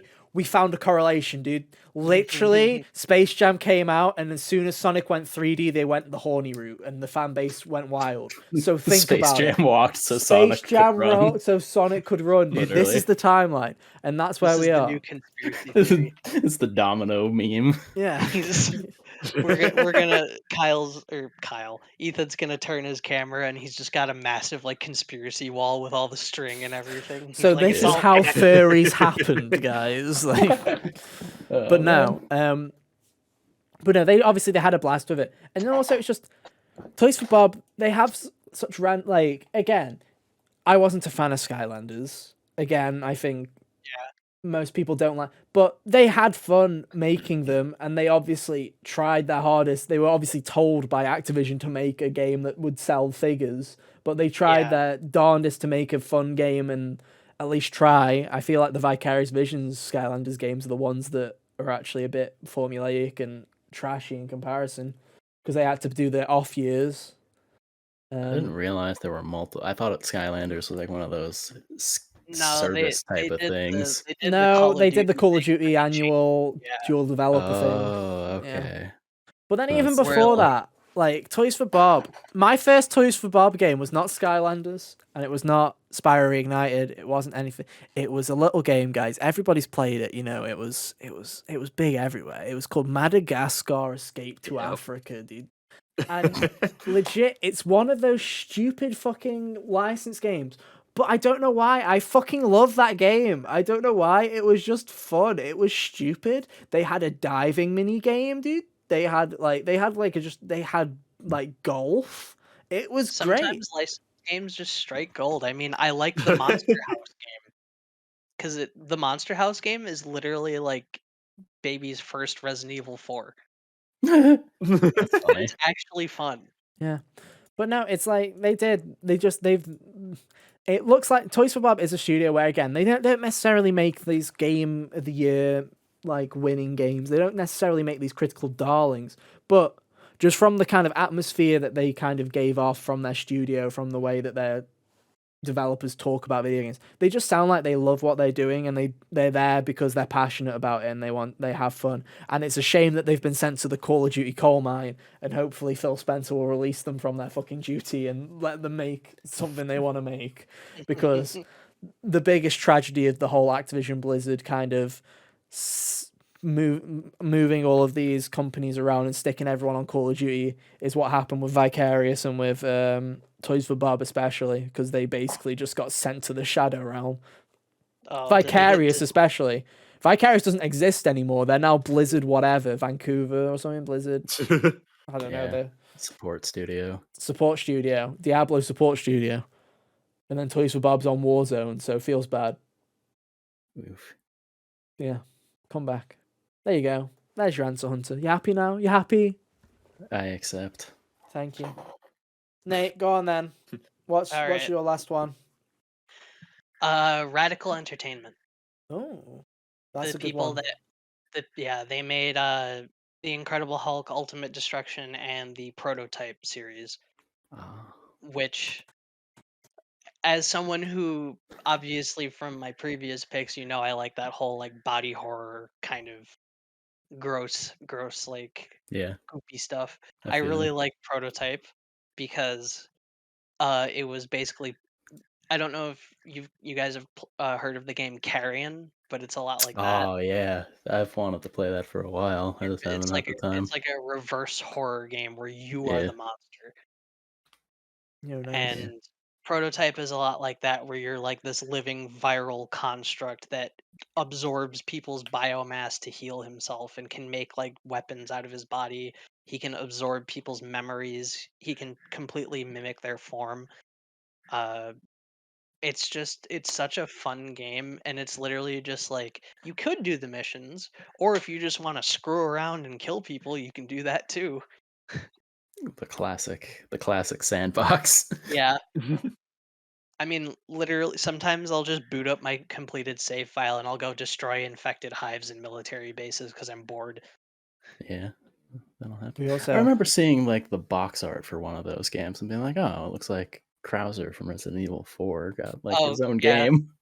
The blade power up is the sword arm or whatever. the strongest one in the first game. They nerfed it in the second because it was literally all you would use once you got it in the first game. Oof. The only reason you would ever use any other power up is the whip fist, and that's just to hit helicopters.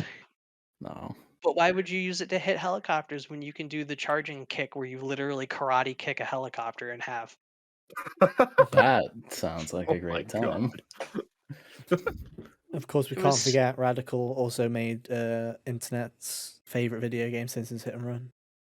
For those of you who did not know, they also made the greatest racing game of all time, Crash Tag Team Racing, for the PlayStation 2. You love to see it. I was about to say I thought I recognized the name because they had a turn at Crash, but I couldn't remember. They did. They made Crash Tag Team Racing and then 2 other games we don't talk about.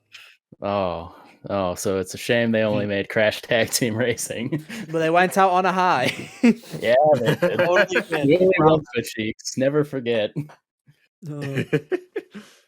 But no, Radical made a lot of games in the 2000s.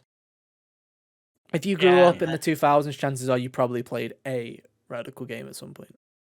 And then Prototype 2 didn't perform to, it was either EA or Activision, I don't remember. It was Activision because they were sent to the Destiny mines. It didn't perform to Activision's lofty standards, so they were like, well, kill it. Oh, you mean there was a sequel hook at the end of it? Well, I guess they're just going to be disappointed then. Hey, dude.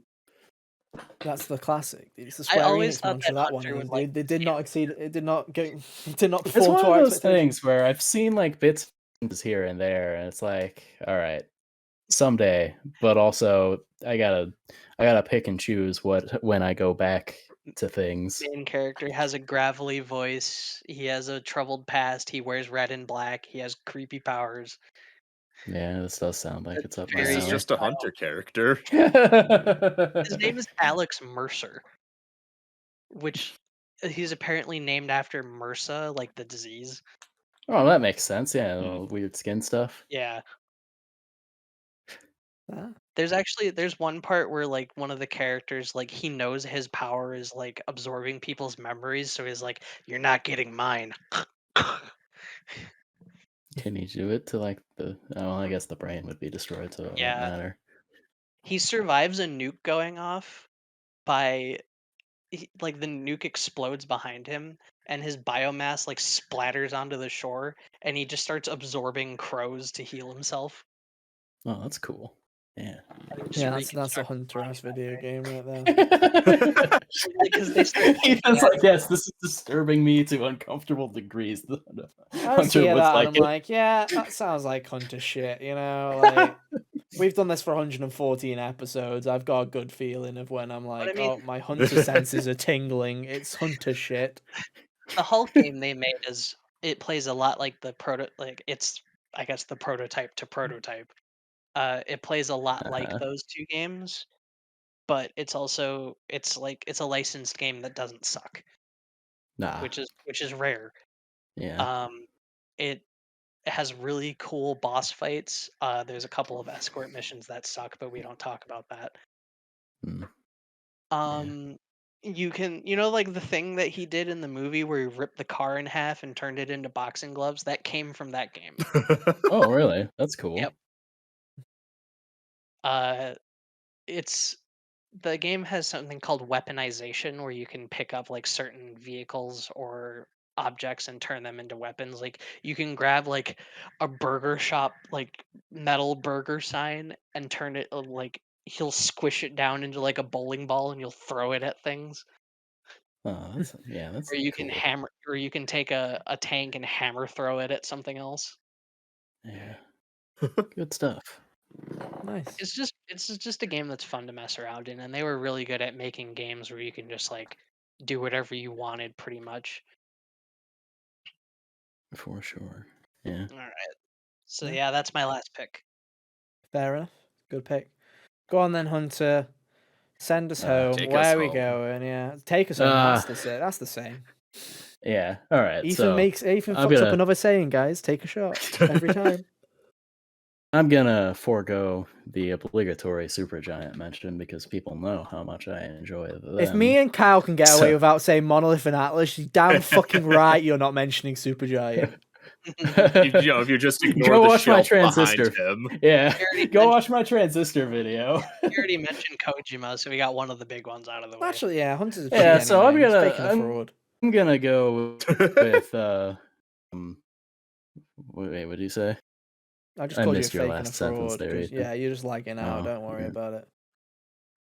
Don't worry Oh, about it. Anyway, Keiichiro Toyama, or I'm probably saying his name wrong, but he was the director for the first Silent Hill game, and I would pick Team Silent in general, but they are A, defunct, and two, I've only played half of their catalog, so I'm just going to go with him because he directed the first Silent Hill, seminal horror game. It's a very broad kind of body of work because it also includes Gravity Rush. Those two games were really neat as well. Very cool ideas Could have behind mentioned them. Japan Studio as well. Rest in peace. Salute to Japan Studio. Feels bad. Yeah.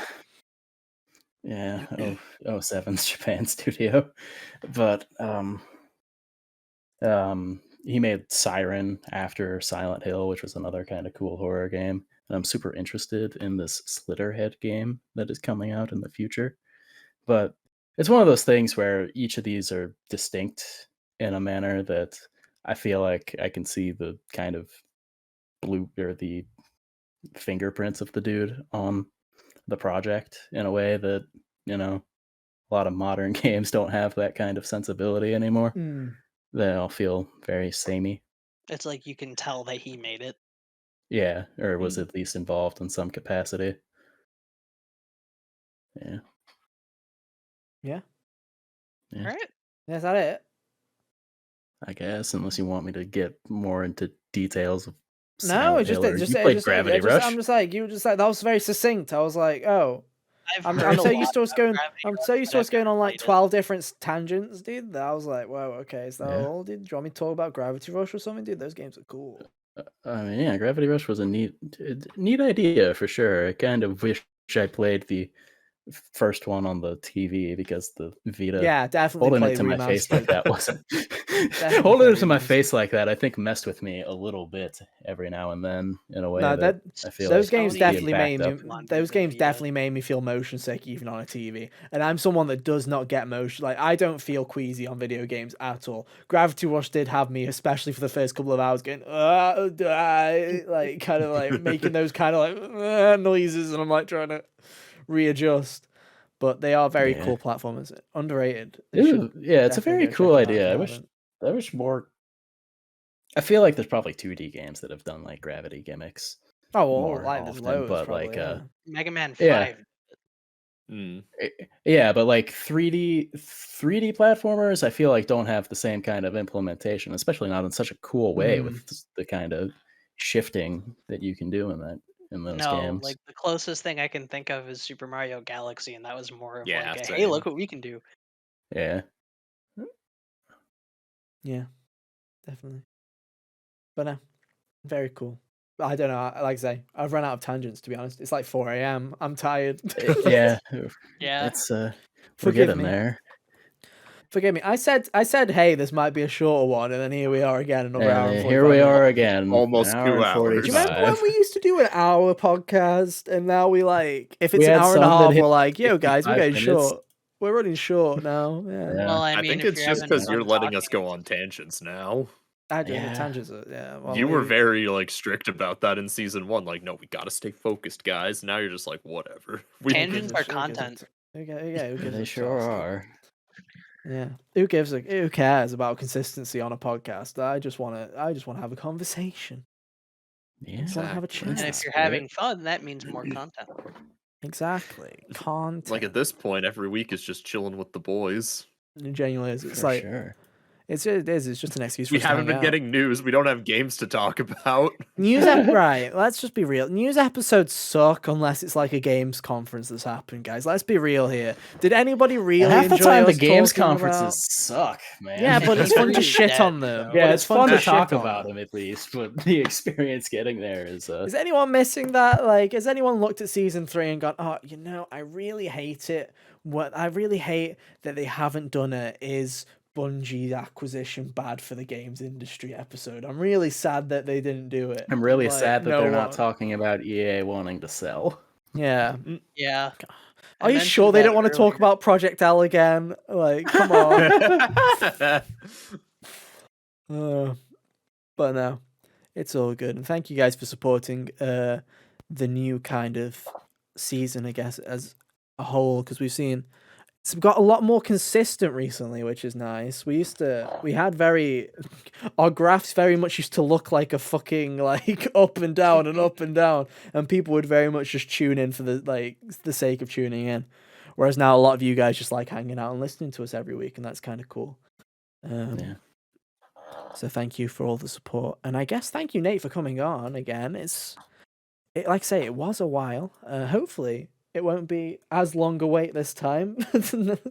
Yeah. I It's do like like you got being 70 here. episodes. No, it's good to have you. It was great to have you. Yeah. It's nice to just have other people to bounce off of, because like I say, once you've done this for like 100 and whatever episodes we've done, just us three, sometimes it's very refreshing just to have an extra opinion just to go on and fourth bounce off of. voice. Yeah. Someone it's with like a different catalog of games that they yeah. like. Yeah, A friend of exactly. None mine of us said would have something talked along the about lines D. of, like, yeah. A friend of mine once said something like, if you have one person playing a game, then it's just like they're playing the game and they're all super serious about it. But the more people you get into the video, the more it's just, hey, it's like 6 people playing a game. Yeah. Yeah. Oh, And definitely. I feel like just messing around.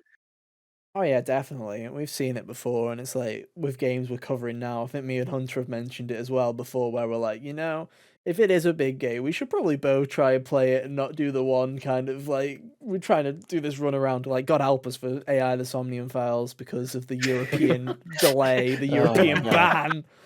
Yeah, because it Yeah. used to be like one of you guys would play it, and then the other Just person discuss would be it, and like, everyone else would "Mm, be like, yeah, yeah." cool, yeah, cool. Yeah, cool." sometimes there'd be questions from the other ones, like it was the 2 weeks in a row with Resident Evil or Returnal and then Resident Evil.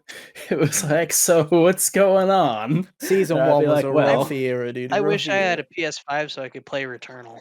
Hey, do you want mine, dude? Yeah. uh, Do you want they're mine? starting I to have an show up Xbox on, as like, well. I just have GameStop. all of them, dude. It's fine. It's Oh, all good. my girlfriend has one, but I haven't gotten to play it yet.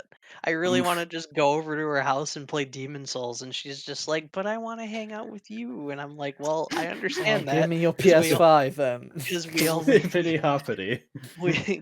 this is now my property, Yeah. but we only get a day a week to hang out, so I understand her Wow. trepidation. That's Uh, fair. Returnal's forever. Think about that for a second. It's in the name. It's in the name. Revengeance is immortal and Returnal is forever. It's also a part of the PS Plus Extra subscription if you're getting that in June. So hey, if you He want to still play needs the Returnal, system to play it. yeah. Well, I'm I just just saying. download it on my PS4 and I'm just like, Have they oh added boy. PS5 cloud streaming yet? Like, yeah. I wish. I mean, I know To they said PS. something like we want to have our whole library available, and I'm like, I'll believe it when I see it Yeah, no. because Sony doesn't care about backwards. Well, they also compatibility. said that there'd be like 700, there'd be like 400 retro games at launch, and then there's like 12. So there's like expectations versus reality. All of which, like, my favorite thing is that every PS2 game I said was just all of the ones that already existed. Yeah, to or be the one bought. that fucking existed already. Yeah, no, and they didn't even go out of the way to be like, oh yeah, the Sly games, we'll make those PS2 versions instead of the cloud streaming PS3 now. Of course not. Nah. That'd be too much sense. Especially if we were making, say, a Sly 5 for some reason, and that may be announced later this year. No, we'll not add the old ones to the system. Nah, fuck it. It's fine. Have The ability to play the fourth game with a level of convenience, even. That'll never happen, Hello? dude. I'm telling you I've right. never played I'm it. telling you right now. Sly 5 will be a reboot, and it will ignore the entire events of Sly 4. It'll either be a reboot or it just goes hippity hoppity, skip over that one. Oh look, where are we? Remember that time I was in Egypt? That was weird. He's back, It's weird. and it's been 20 years. Let's forget about it. Hey Sly, do you remember the time when you had to translate owl?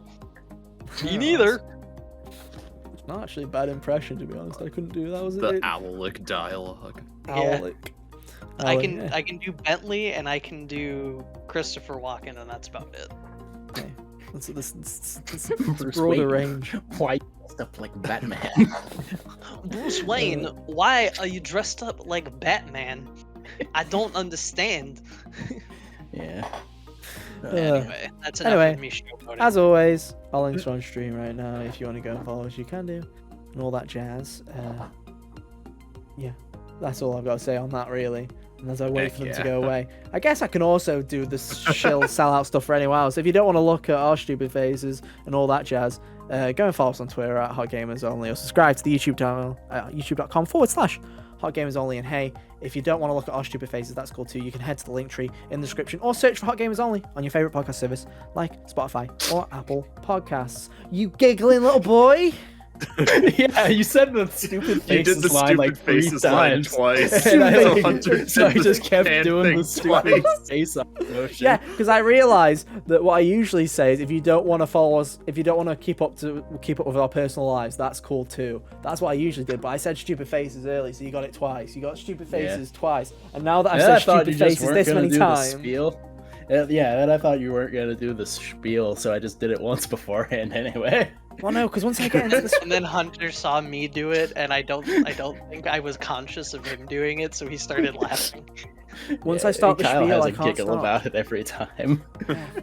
Can't stop. The spiel's automatic. I just noticed go he said through it the thing. second time, so I'm like, is Hunter gonna do it the second time? And then he did. I did. Yeah.